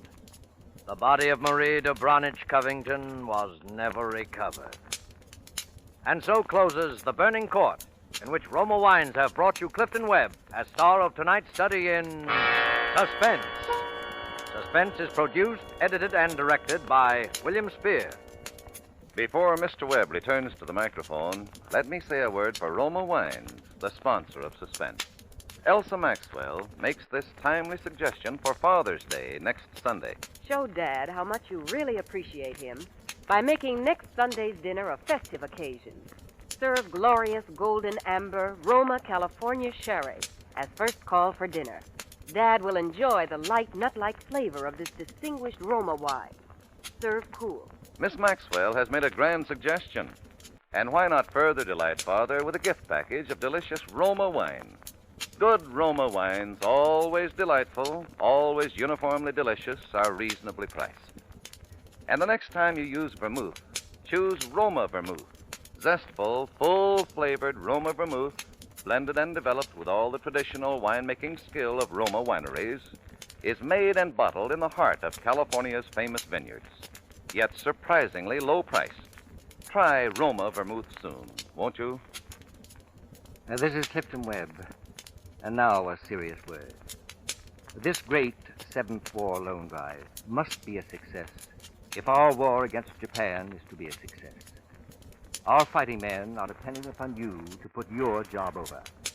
It's up to you to buy bigger bonds, and more of them than ever before. So please, do it now. Ladies and gentlemen, next Thursday, same time, Ann Richards will be your star of Suspense. Presented by Roma Wines, R-O-M-A, made in California for enjoyment throughout the world.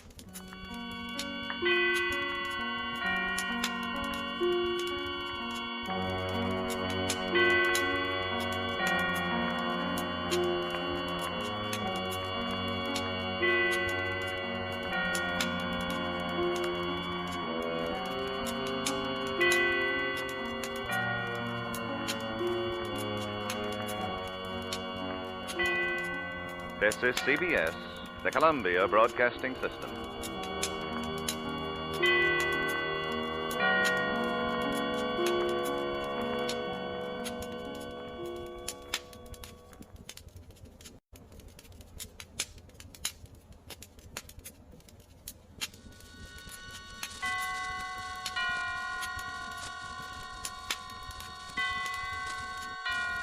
Roma Wines present Suspense.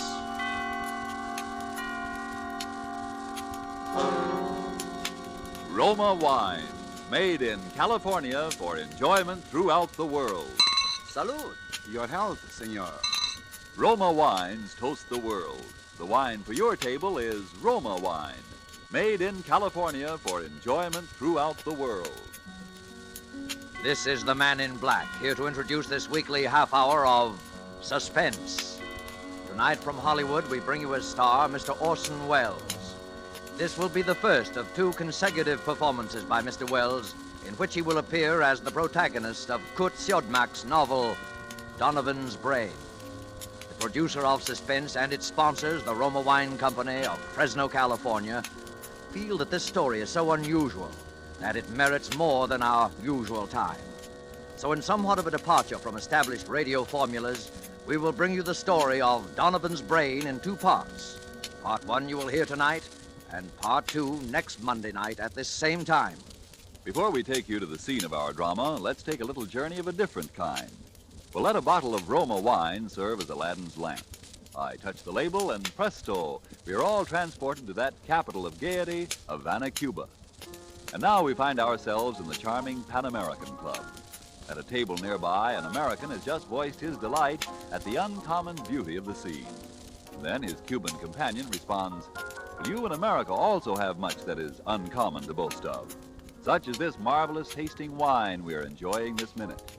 To enjoy uncommon fine quality, Cuba imports this wine from your own distant California.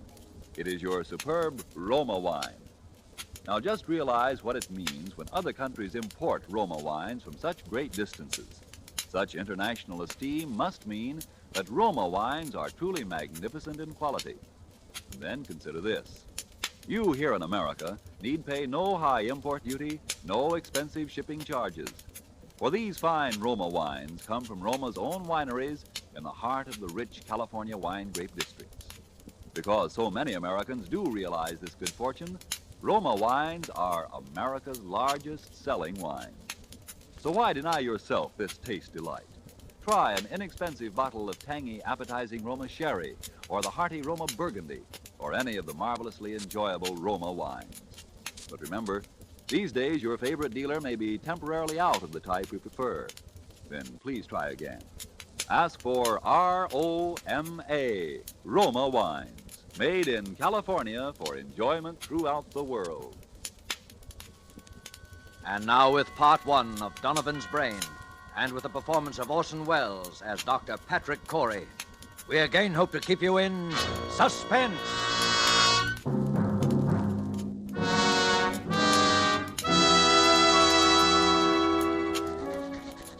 As I sit now outside my laboratory door writing under the heading Experiment 87 this final entry in my casebook, I know that these are the last words I shall ever write upon this earth. I neither ask nor expect forgiveness now or hereafter.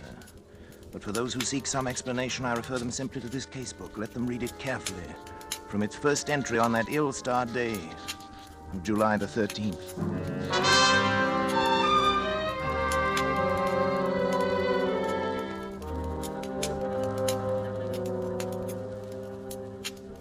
July 13th. Today I bought a small Capuchin monkey from an organ grinder. The animal trembled with fear when I took it into my laboratory, and when I tried to pet it, it bit me. I had to make it trust me completely. Fear causes an excess secretion of adrenaline, resulting in an abnormal condition of the bloodstream which would throw off my observations, so I fed it, and finally the creature voluntarily crept up into my arms, uttering little whimpers of content. When it laid its head against my shoulder, I stabbed it with a surgical lancet. It died instantly.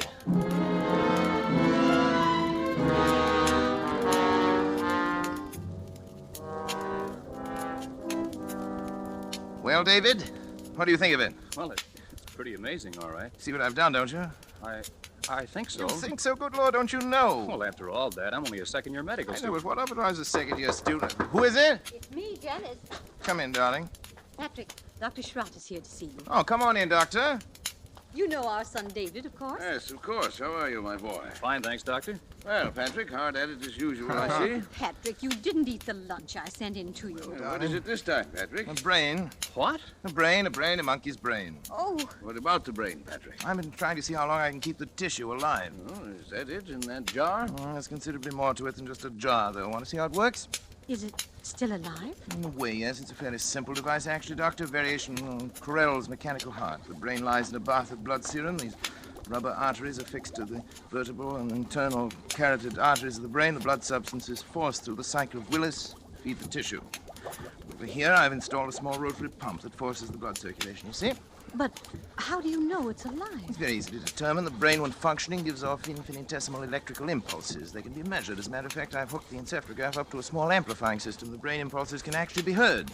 Here, I'll turn it on. See?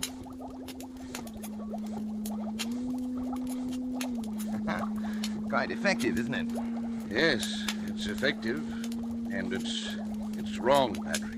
Terribly wrong. I've tried to tell him, Dr. Schrott. In heaven's name, what's wrong with it? Oh, Patrick, you and your mechanistic philosophy, trying to reduce life to a mere matter of chemicals and test tubes. The origin of life is from a higher domain than that, Patrick. And you're profaning. Nonsense. You can't stop the progress of science. Every discovery of whatever kind is a step forward. If I can prove that the brain can perform certain functions outside the body, who knows where we may be able to go from there? Oh, Patrick, how do you know that thing in there doesn't feel pain? How do you know it isn't writhing in agony? Brain tissue itself is insensitive, you know that? Just a feeling look. Switch on the encephalograph. See? There. Notice the faintness of the amplified alpha rays. Notice the comparatively slow rate of pulsation now. Notice what happens when I tap on the glass jar. See? Huh. It feels. It thinks. I wouldn't go so far as to say that, but it certainly shows marked reaction to an external stimulus. I wouldn't have believed it possible. The trouble with you, Schrott, is that you don't really believe in science. Have it your own way, Patrick. That's when you can manufacture love and sympathy and kindness in a test tube. I'll be back. You leaving, old boy? Yes. Patrick. Do me a favor, Patrick. Shut off the pump and let that poor thing in there die. Let it die? Huh. If it were within my power to grant that little brain would live forever.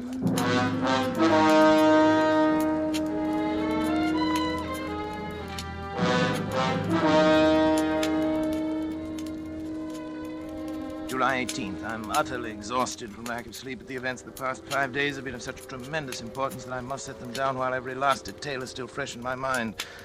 I've had no time to make an entry in this record since that day last week. It seems a month ago now when I had my first partial success with the brain of the capuchin monkey. At that time, however, it seemed that I was doomed to disappointment. In spite of all my efforts, the brain of the monkey ceased to live at 12:14 that night.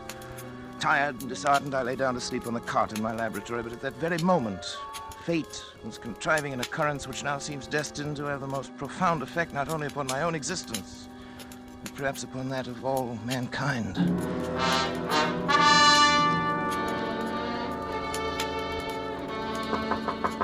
Hello? Hello, what is it? Dad. Oh, David, come in, come in. What's the matter? It's Dr. Schrott. There's been an accident or something. He's Oh? pretty upset. All right, I'll come.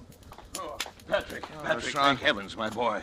What's the matter, old boy? There's been a plane crash on the mountain. Only one of them was left alive, and I've brought him this far, but he needs an immediate operation. Sorry, that's your job, your county physician. Patrick, it's multiple fractures of both legs. The arteries are severed, and the legs will have to be amputated. Huh? You're not in any shape to do the job. Well, Well, that's not my fault. Take him to the Phoenix Hospital. I'm not going to take responsibility. I'm It's sorry. too I far. really can't We'd help never it. get there in time. Patrick, please. It may mean a man's life, and your job as county physician. No, I'm not thinking of that, but it's an important man. William H. Donovan. Donovan? The Wall Street Donovan? Yes. You've got to help me, Patrick. Donovan. What are his chances? About even, if we hurry. Well, bring him in. Oh, thank you, Patrick. Thank you. You'd better get some things on, David. You may have to help. Yes, and we'll use the laboratory table. Before you go, put the instruments in the sterilizer. And don't forget the Geely saw. Right. Oh, but But what? I thought the Geely saw was only used for brain surgery. Not always. Hurry. They'll bring him in now from the car. Okay, Dad. In here. That's right. Easy does. Around the table, please. Yes, Doctor. Easy. You better get yourself a gown and gloves, Doctor, right over there. You won't have time to scrub. Yes, thanks, Doctor. Too bad, isn't he? Pulse rapid. Heart very faint. I wasn't sure. David, Yes, half Dad. cc of adrenaline, David, 1 to 1,000 intravenous. Right. You men can go now. Is there anything else we No, can do? thank you. Patrick, don't you I'd think... rather we were alone if you don't mind, gentlemen. Yes. Good night, then, Dr. Schrott. Doctor. Good night. Good night. Now, David, if you remove the blanket from his legs, that's it. All right. You see? Fortunately, a forest ranger got to him right after the crash. Had sense enough to put a tourniquet on each leg. Even so,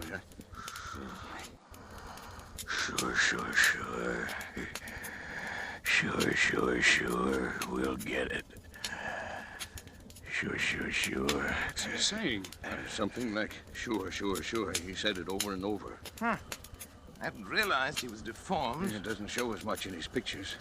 Patrick, don't you think we ought to begin? There's no use amputating those legs. No use? He'll be dead anyway by morning.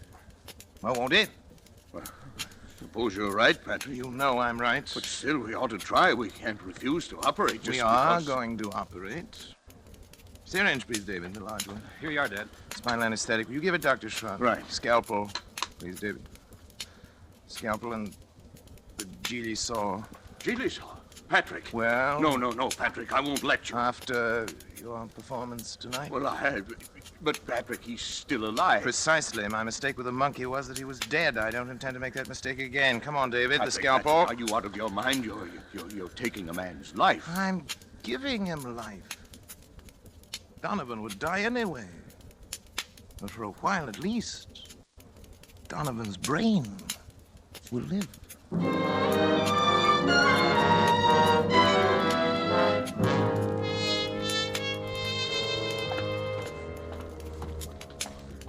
We better hurry. They'll be coming for the body pretty soon. You can go now, David. I David, think I will, then. You understand, of course? Yes, I understand. Not a word to your mother or to anyone. I understand. Did you put something in the skull cavity Oh, so yeah. the eyes won't fall? I filled it with cotton, bandaged the whole cranium. It looked like any head injury. I hope nobody gets any ideas about an autopsy. You're the coroner. You can stop that. Look, Schwartz. This is a chance that comes once in a lifetime. William Donovan had one of the greatest minds, has one of the greatest brains in the world today. And now you have it. It's Turn on the madness, Patrick. encephalograph.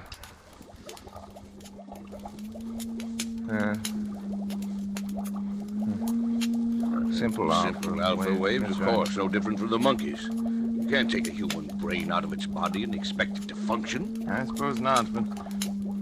Trot! Did it ever occur to you that the brain might simply be asleep? Asleep? Certainly. An operation like that is a severe shock. Tap on the glass.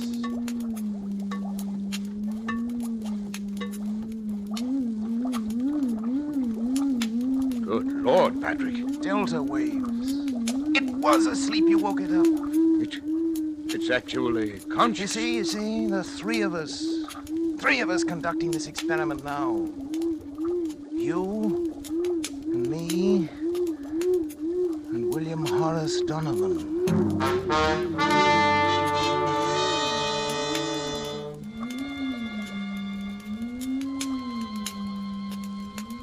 July 25th, I moved my bed into the laboratory, but I've scarcely slept in 6 days. There's been no longer any doubt that the brain responds like a sensitive seismograph to vibrations near it, including the sound of my voice.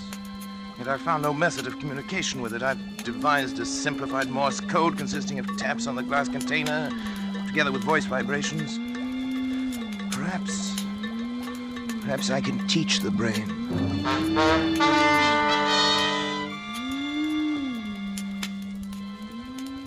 July 30th, Schrott has come to stay with me, half out of a feeling that he shares with me a common guilt, half out of scientific curiosity. I've scarcely seen him, and both David and Janice have been avoiding me, not that I really care. They've been tapping out my code on the side of the brain's container endlessly, day and night, over and over, 1,000 times, so that a baby could learn it, if the brain can learn. I sleep only when the brain itself falls into exhausted slumber. When it wakes again, I resume my tapping.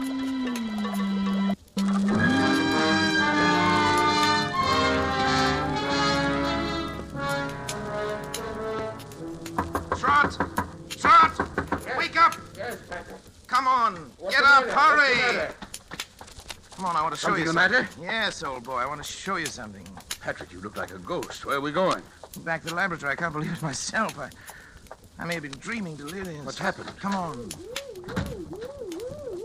You hear that? Delta waves.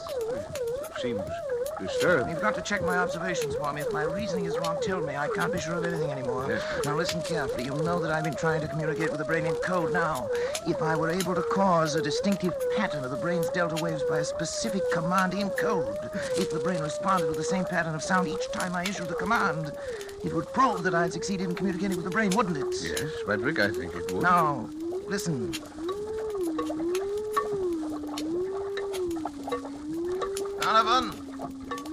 Donovan, if you understand, think 3 times of the word talk. 3 times. Talk. Talk. Talk.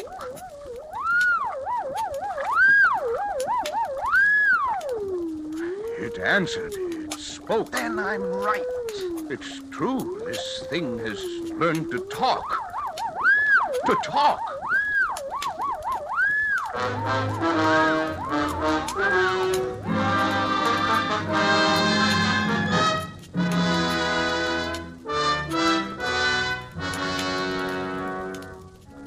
July 31st.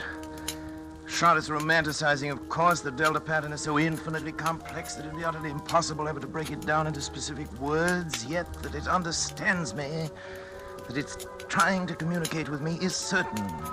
Shot suggests mental telepathy, that I try to make my mind a blank, as the mediums call it, while at the same time increasing the energy content of the plasma that feeds the brain in the hope of stepping up the brain's electrical potential as one would step up the power of a radio station. Naturally, telepathy is nonsense, but the feeding theory intrigues me. I shall try it.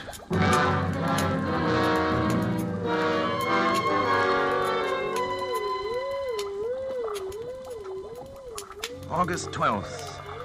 Noticed today for the first time 2 distinct nodules of new brain cells on the frontal lobex. The electrical potential has increased to 510 microvolts.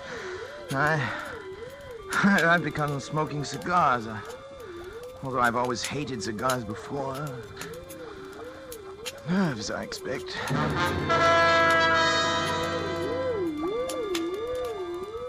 August 22nd, nodules still growing, electrical potential 1450, but no observable results.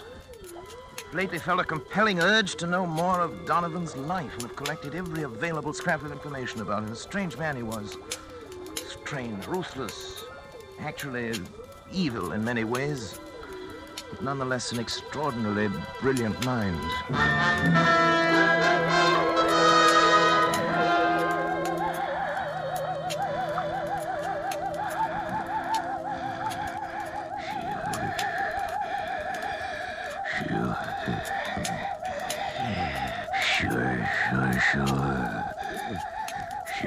Sure. Here will be the test. You agree? Of course. Sure. Patrick, wake up! Patrick! What is it? What happened here? I thought I ought to wake you up, Patrick. You were moaning in your sleep, talking. Talking? What did I say? I'm not sure, but your voice was so strange that... Janice, what's the matter? It's nothing. I was dreaming, that's all. Janice woke me up. Patrick, let me see your hand. Hand? No, the other one. What about it? You're not left-handed, are you? No. Then why have you got ink on the fingers of your left hand? What? I don't know. Were you writing anything tonight? No. You must have been, Patrick. Here it is, right here on your desk. Nonsense. Wait, let me see it. Well, you've been writing his name, William H. William Donovan. H. Donovan Schrott. That's not my handwriting. It's... What? Don't you see what it means? The brain has communicated with me. Patrick, you don't... Look here. Look at this magazine article. Here's a reproduction of his signature. And he was left-handed, too. It says so here. Why, it is. It is exactly the what same. What a fool I've been. Look at this picture, smoking a cigar. With his left hand. I wondered why I'd suddenly started smoking cigars. The same brand, too. Janice, try to remember what you heard me saying just before you woke me up. Come on, Janice. Think. Patrick, I can't believe... Think, Janice. All I heard was something like... Sure. Sure. Of course. Don't you remember, Schrott? He said it that night. It was the only thing we ever heard him say. It was an expression of his. It tells about that in one of the articles, too. Yes, there it is. It right wasn't your voice. It wasn't my voice. You see, the brain has grown. And it's strong enough to influence not only the higher functions of the frontal lobe, but the speech centers, the motor centers of another brain. Patrick, if this is true, then your experiment has been successful. It's ended. Ended? Oh, it's only begun. Patrick! Don't you see what this means? Patrick, listen to me. Oh, what, Janice? What? You've got to stop. Stop? I can't stand it any longer. Can't you see where it's led you? When you cut yourself off from your family, when you neglected your health, began having fits of temper, and were like someone I hardly recognize as the man I married. All that I tried to understand. But don't you see what you've done? You are a murderer, Patrick, a murderer. Janice, darling. David told me the whole thing. That poor boy's half insane himself from worry. Insane? What do you mean by that? What I say. You killed Donovan. Maybe he wouldn't have lived anyway, but you killed him. And now this thing has gained such power over your mind that it can make you do things you don't even know about. For all you know, it could make you do anything. Anything. You've got to choose, Patrick. Oh, Janice, please. I suppose you're right, but I'm utterly exhausted. I can't even think anymore. You've got to think. Give me until tomorrow. Let me sleep, and then tomorrow I'll do something. I promise you. All right, Patrick. Tomorrow. But if you don't do something, if you don't destroy that thing, I will. The brain. It's almost as though it heard you and were raging at you.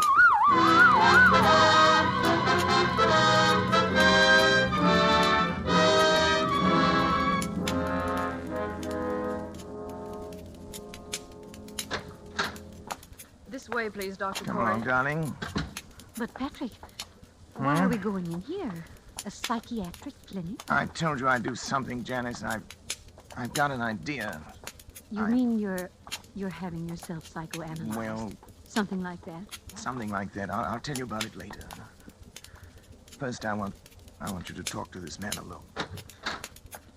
Dr. Zanger, this is Dr. Corey. Oh, how do you do, Dr. Corey? How do you I've do, heard Dr. something of Zanger? your work. Oh, yes. And this is Mrs. Corey. Of course, excuse me. I'm happy to meet you, Mrs. Corey. Thank you, Doctor. Won't you come into my office? I will Doctor? certainly. Janice, would you mind, darling, waiting in the reception room? I'll be out in just a moment. Thank you. Why, certainly, dear. In here, please, Doctor. Very well. Doctor, she seems quite normal. I'd expected from what you told me on the telephone that... I know. I can assure you, I hate to tell you this, but, Doctor, she's quite insane. I see. Yes, paranoia. She's always been, jealous of my work. And, well, last little while she's got a delusion that she thinks I've made some kind of a monster up in my laboratory. It controls my mind and controls my actions. Huh. So I'm putting her completely in your hands. Oh, well, it's of course a little unusual, but since you are yourself a medical man... That's right. You definitely wish to commit her then, huh? Yes. Yes. You have the papers. Oh, yeah, here you are. Just your signature will be enough, Doctor. All right. There you are. You let me know about everything, won't you? Oh, naturally, Doctor. We keep you informed. Thank you. Well, goodbye then, Dr. Corey. We will do what we can. Oh, right. Patrick? Mrs. Corey is staying with us, Miss Wilcox. Yes, Dr. Zanger. Patrick? Come back! Patrick! Oh, it's all right, Mrs. Corey. Just come with me, please. Patrick! No. Where are you going? Let me go! Let me go! Oh, Dr. Corey? Yes? Oh, about the bill, how do you wish it to be handled? The bill? The bill? Sure. I'll take care of it by the week. The checks will be signed William H. Donovan. Sure.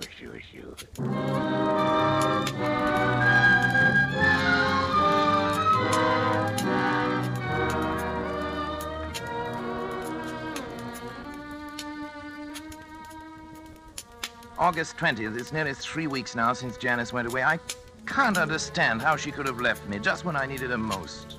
When I try to question Schroeder or David about it, they only look at me strangely and change the subject. Clearly, they too now are in on the conspiracy. Sometimes it seems the only person I can trust is Donovan.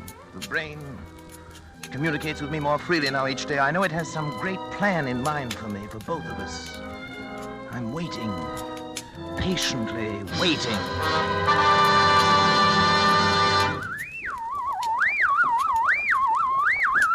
Donovan? Donovan, I'm listening, Donovan. Don't be angry, Donovan. I'm trying to understand. I'm listening, Donovan. I'm listening. I'm listening. Sure.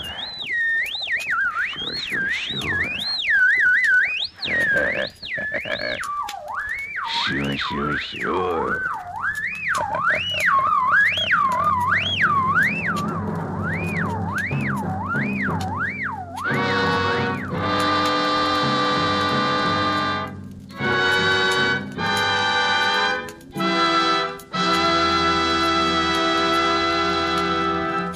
And so closes Donovan's Brain, Part 1, the first of 2 half-hour presentations of Kurt Siodmak's story, presenting Orson Welles as star of Suspense. Suspense is produced and directed by William Spear. We sincerely hope you enjoyed the performance of Orson Welles and that of the whole cast tonight in our Roma suspense play, and that you'll make a note to be sure not to miss the completion of this story next week. The Roma Wine Company would like to express its thanks for the many letters of appreciation from listeners which we are constantly receiving saying how much you enjoy these broadcasts. And here's a thought. To discover the enjoyment these suspense programs offer, you first had to sample one. And so you must first sample one of the many delicious Roma wines to discover for yourself their wonderful taste and quality, the excellence that makes Roma America's largest selling wines. You'll discover, as have other millions before you, that Roma wines are super quality, are super tasting, and are super easy on your pocketbook, too, costing only pennies a glass. Be sure you get R-O-M-A, Roma wines, made in California for enjoyment throughout the world. The greatest and most profitable investment you can make in your country's future is to buy war bonds. Don't forget, then, next Monday, you will hear Part 2 of Donovan's Brain, starring Orson Welles, in the completion of this remarkable tale of suspense. Presented by Roma Wines, R-O-M-A, made in California for enjoyment throughout the world.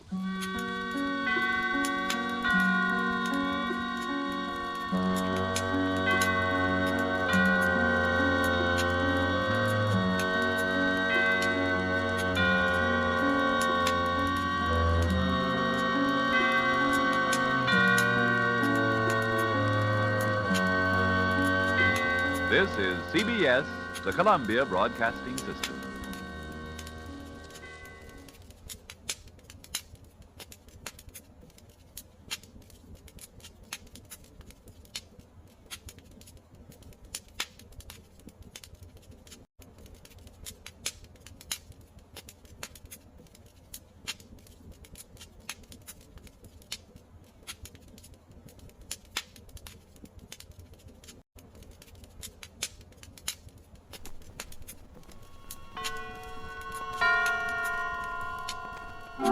Suspense. Tonight, Eve, starring Nancy Kelly.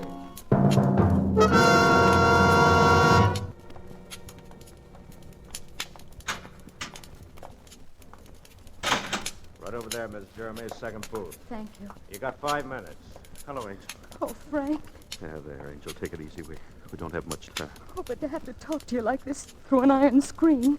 Not even to be able to touch you. That's the way it is, Angel, when a guy's been... Frank, I know you didn't do it. I know you didn't. Of course I didn't, Angel, but just one of those things, circumstantial evidence. Oh, but there must be something. I was pretty optimistic during the trial because I knew I didn't do it, I guess, but now that I look back on it, they had enough coincidence pieced together to convict a dozen innocent men. Frank. Oh, Frank, how can you be so calm? How can you... There's one thing I want you to know.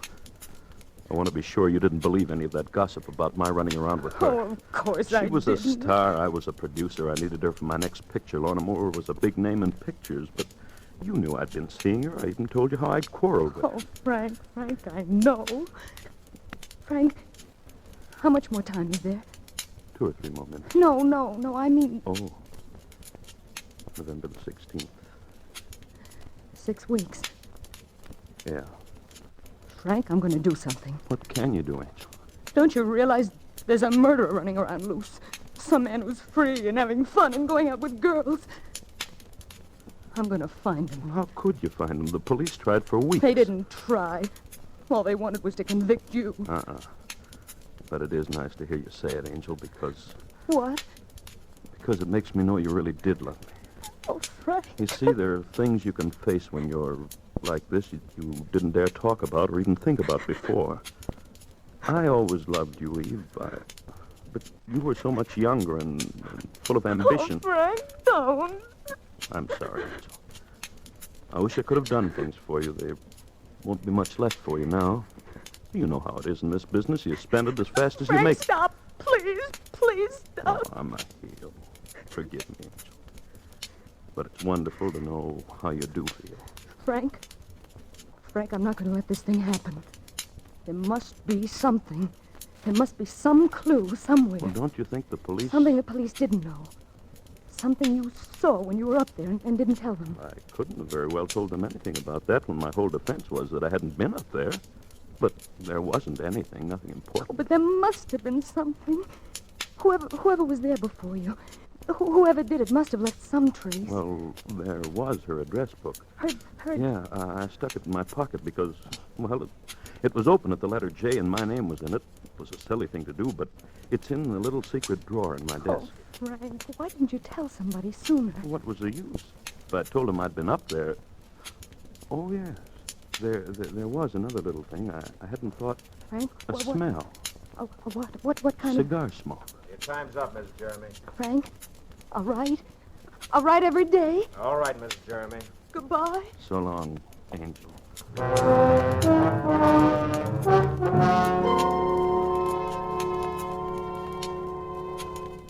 October 5th. Frank, darling, I found the little address book where you said it was. It's not much to go on. There are hundreds of names. But under the J's, there are only 3 others besides yours. I'm going after them one at a time. Tomorrow I'm going down to see Lieutenant Trout of the Homicide Bureau. He always seemed to me one of the few who tried to be fair. And I might need help. Oh, darling, I know it isn't much, but you must keep on hoping. Something will happen, if only because I love you so desperately.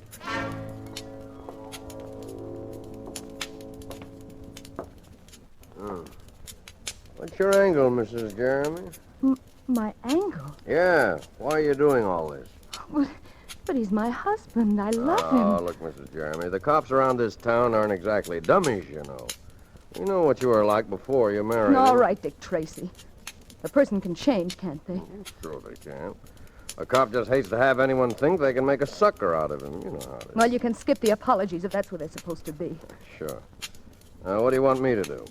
Well, what kind of evidence would I have to have? How specific would it What, have? to upset a first-degree murder rap? Well, something in writing. That's not so easy. Have you got a suspect in mind? Some particular person? No, not yet. But you might have. Well, there's one other thing. It's an old trick, but it's still good. What's that? Did you ever see one of these things? No, I don't think so. Here, talk into this little gadget here. Well, what'll I say? Oh, anything. Just talk. Lieutenant Trout is one of the most chivalrous gentlemen I've ever met. You're quite a realist, aren't you? Yeah, now listen. Lieutenant Trout is one of the most chivalrous gentlemen I've ever met. See? A dictaphone. Yeah. Think it might come in handy? Well, it might.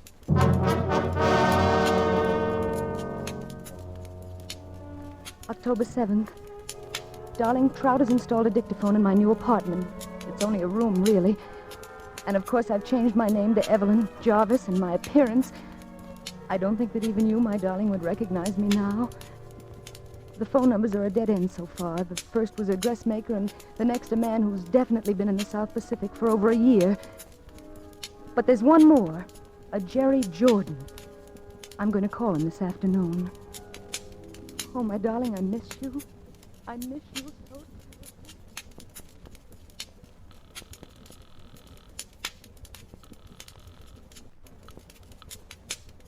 Hello? Oh, is this Mr. Jerry Jordan? Yes? Well, I've finally found you. Can you guess who this is? Well, I'm afraid I'm not very good at that. Oh, all right. I suppose I'll have to tell you. This is Evelyn Jarvis. Oh? Well, don't you know who I am? No, I'm sorry I don't, Miss Jarvis. Well, this is embarrassing. Didn't you get the letter? No, what letter? Oh, my goodness. Well, you see, a very good friend of yours, who's also a very good friend of mine, wrote you a letter about me. Or at least he said he would. I see. And I'll give you one other clue. I'm from out of town. Now can you guess? You wouldn't be from San Francisco, would you? Well...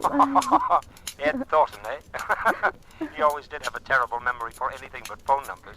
Well, I didn't mean to bother you, but Ed said to be sure and look you up. Well, where are you staying? Oh, I managed to find a little place. Well, lucky you. Have you got any plans for dinner?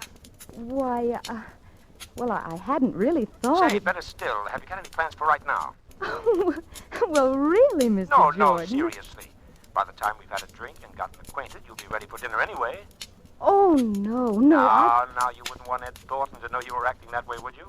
You just jump in a taxi and tell him to take you to the Brown Derby on Vine Street. I'll be waiting right there.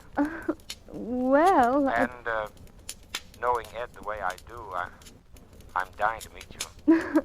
Well, as a matter of fact, from what I know, I'm sort of anxious to meet you.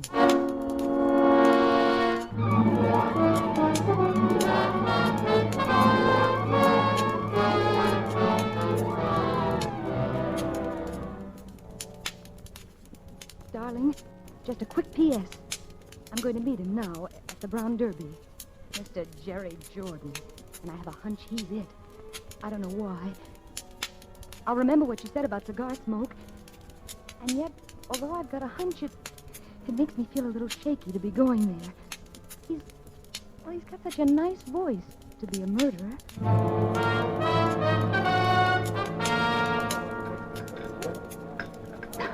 No. So that's what he says about me, eh? As a fine pal. I'll say one thing for Ed. He may be an awful liar, but he sure has swell taste. Well, which proves he's no liar. But tell me, Jerry, is this the Brown Derby? I mean the one you hear about? This is it. Well, are there any people, you know, famous people here now? Well, it's a little early, but... Well, you know, I've always thought it was awfully silly, really, to be impressed by movie stars. Still, Hollywood must be sort of an exciting town to live in. I mean, from some of the things I hear that go on. That's mostly newspaper talk. Hollywood's just like any other town. They have their regular quota of divorces and fistfights. Oh, and murders. Oh, you mean that Lorna Moore business? Well, I read something about it. Yes, that was a genuine tragedy, all right. I don't suppose you knew her.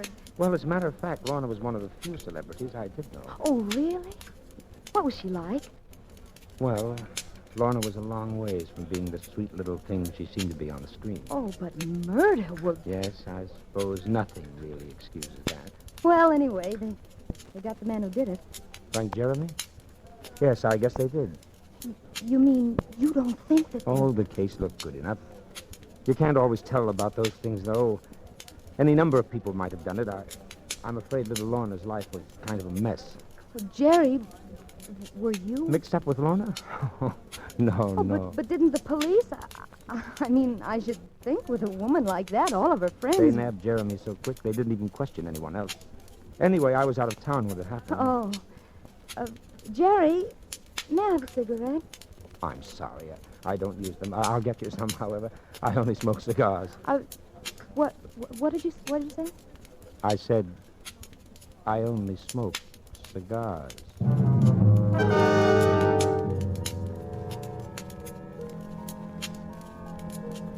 Darling, don't you see? His name in her book, and he admits he knew her, and the cigars. I'm positive. Now, if I can win his confidence, get him up to my apartment near that dictaphone. Oh, I know I can do it. We've still got 4 weeks, darling, and I'll have to be awfully careful. he's clever and he's intelligent. Imagine a man who can carry a thing like that on his conscience and still be so terribly nice and courteous and thoughtful. But I'm going to win for you.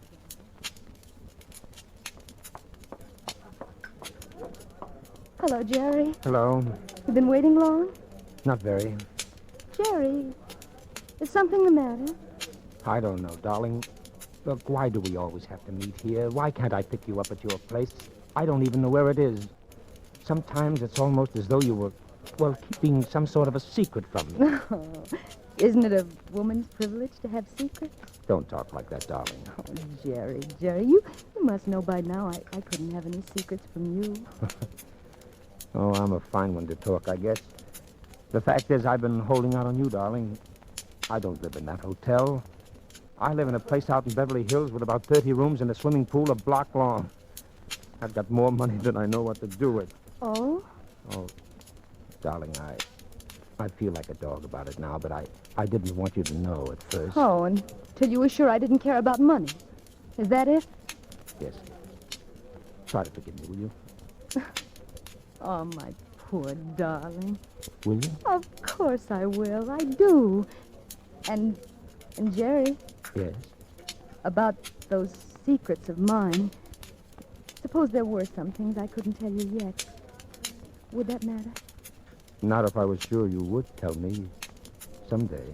Jerry, I promise you that someday I will tell you.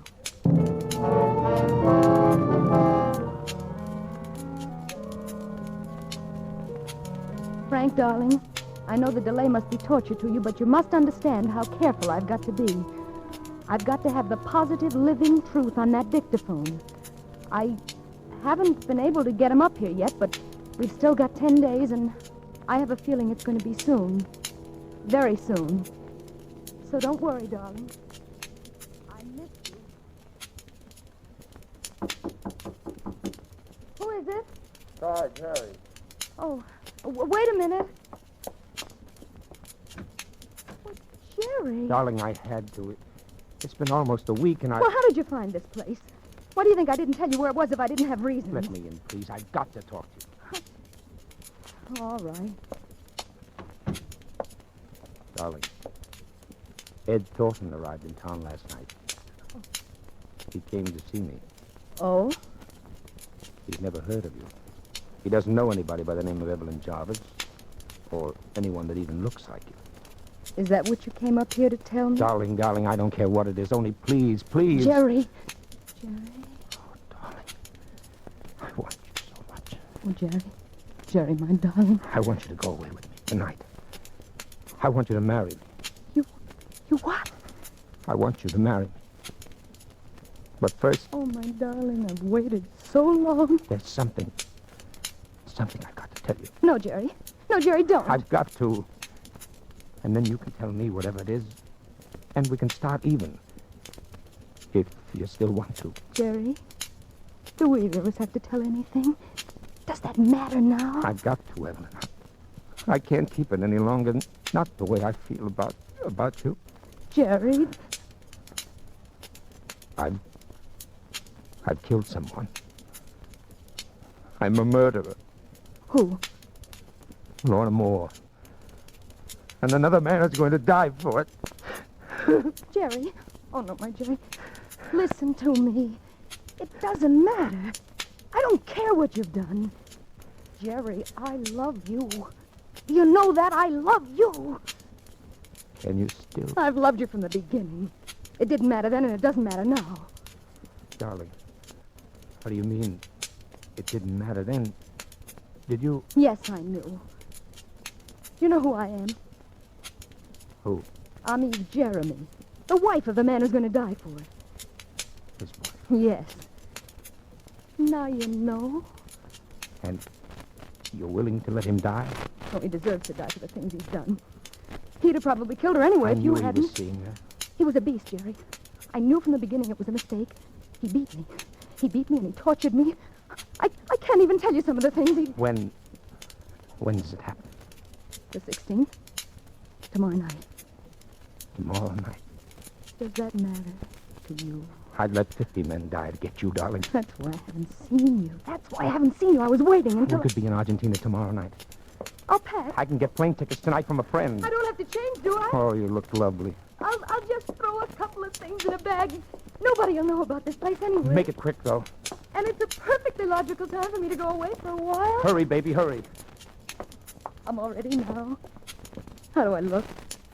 Oh, you look beautiful, darling. Oh, wait. What? Oh, I ought to write a note to him. Your husband? Yes. Just to keep us both in the clear. He won't get it until just before... What are you going to say? Well, you can read it if you want to. No. Here, I'll mail it for you. No, I'll just stick it in my handbag. I'll mail it at the airport. Are you ready? Yes. Come on, Jerry.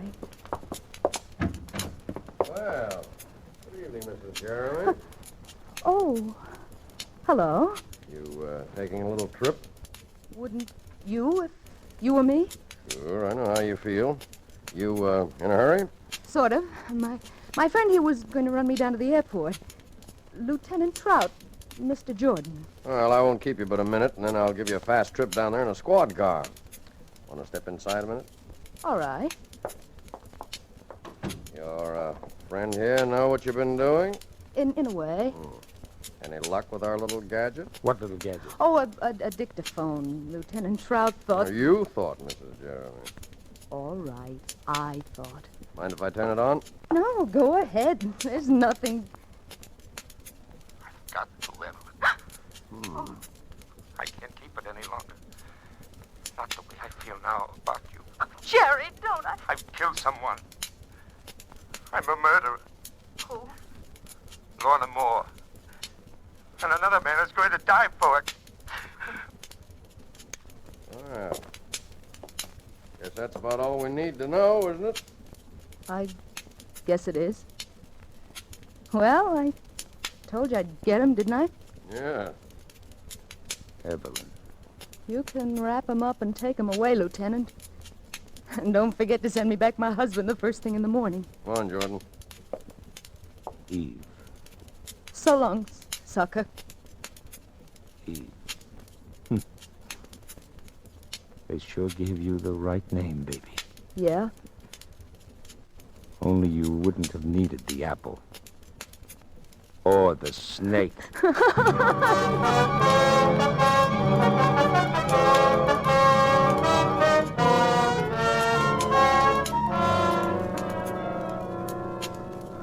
Frank, darling.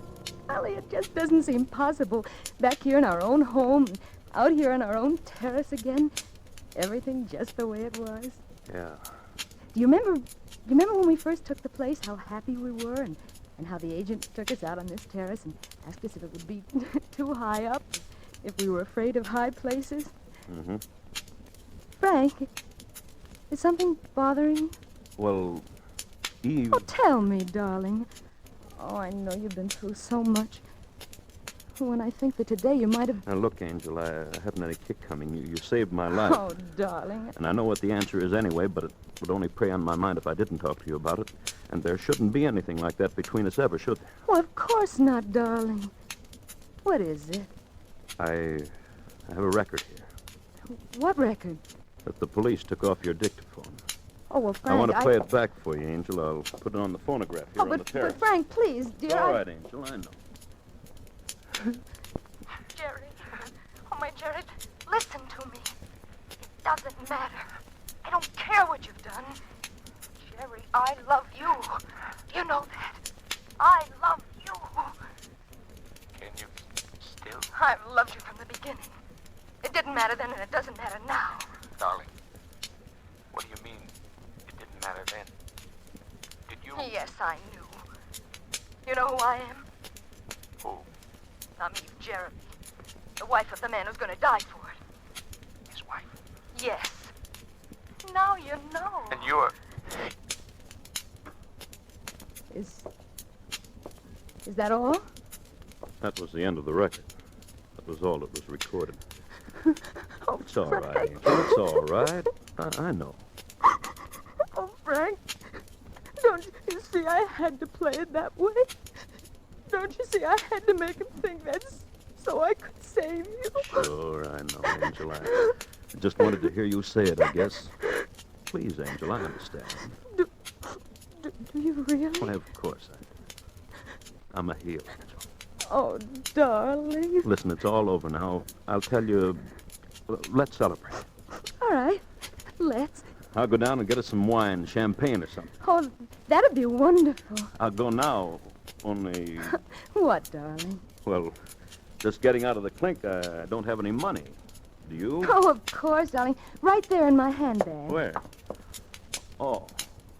Oh, sure. Sure, you've got plenty. Say, here's a letter. A letter? Yeah, and it's addressed to me. A letter? A letter? Oh, Frank. Well, you must Frank, have forgotten to... Frank. No, Frank. No, Frank, no. No, Frank, I didn't. I can explain just how, Frank. Please. Angel!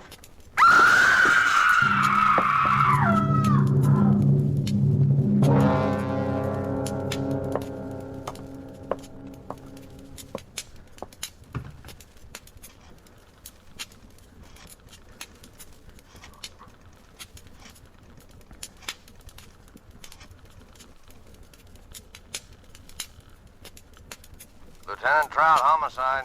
Trout, this is Frank Jeremy. A terrible thing's just happened. What? My wife. Suicide. Nerves, I guess. She jumped off the terrace before I could stop her. It's 14 stories. Was suicide, was it? She gave me a note in her own handwriting just before. Oh.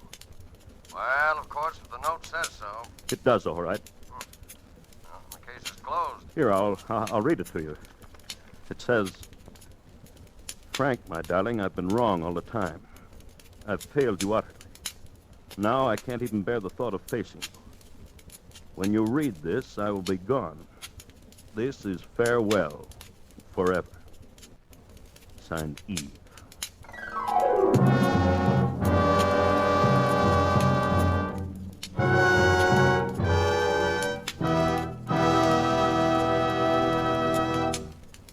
And so closes Eve, starring Nancy Kelly. Tonight's study in Suspense. Suspense is produced and directed by William Spear. And now, further to intrigue you, we of Suspense present a special preview of our next exciting tale. And here it is, a tantalizing glimpse of our next adventure in Suspense. Warden Graves. Yes, Miss Rhodes. Sit down, won't you? Thank you. I hate to disturb you like this, but I've traveled clear across the country. They wouldn't give me the information over the phone. I know. You know what this visit is all about, Warden. To some extent, yes. You think one of our prisoners, Tom Nixon, has escaped. He has escaped. I'm as sure of it as I'm sure of sitting here now. I saw him at Lodge in New York City 2 days ago. You knew Tom Nixon well, Miss Rhodes? Knew him? He was my mother's murderer. My mother was Mrs. George Rhodes of Huntington, Long Island. She ran a boarding house there. He killed her on September 18th, 1933. We have all the records of the crime, Miss Rhodes. Tom was Mother's chief boarder for 10 years. Know him? Why, I sat opposite him at dinner table from the time I was a girl of 15. I knew him as well as I knew Mother. I'd know him anyway. I see. And now he's at Lodge. He's free. Somehow or other, he's escaped this place. Maybe you're not aware of it. Maybe even his fellow prisoners aren't aware of it. But he's wormed his way out. And he's after me. He's after me. Oh, now, my dear young lady. Warden Graves. 10 years ago, when Mother was found murdered, I knew it couldn't have been anyone but Tom. I testified against him. I was the chief, practically the only witness at the trial. And when they sentenced him here for life, he swore to kill me. He swore in the open court to get even with me. For 10 years, I've lived in deadly fear. Watched the newspapers for prison breaks.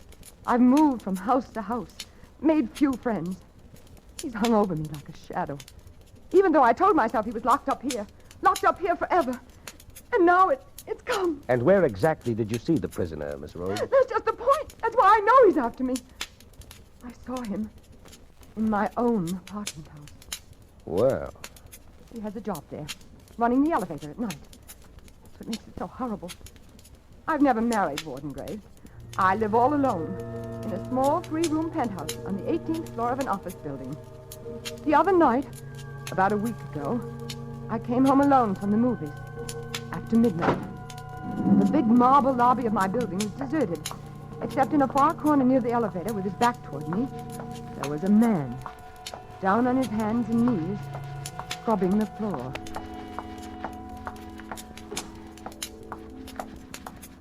Good evening. Evening.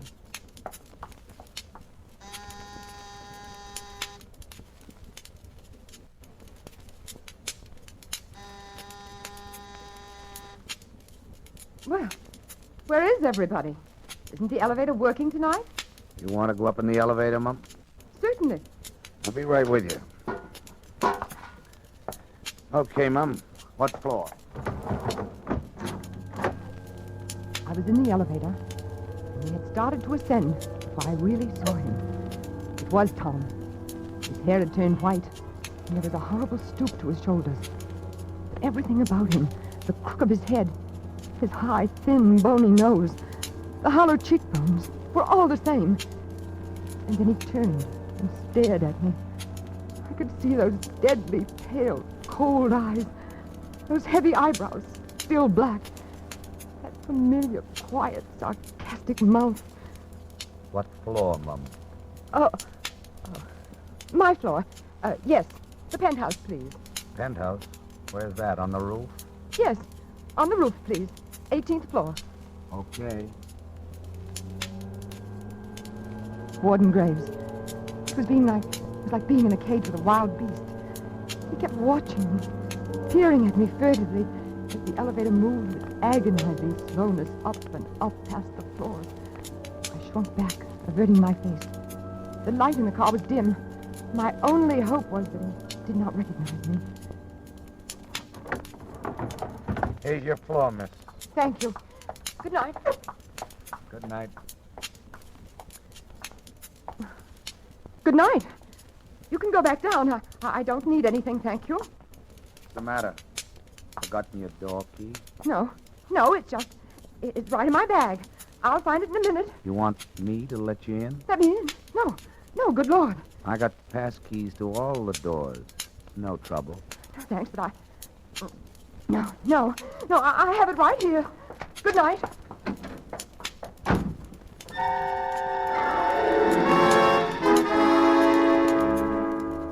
And so until our next performance, when you will hear the rest of this exciting tale, we keep you in suspense.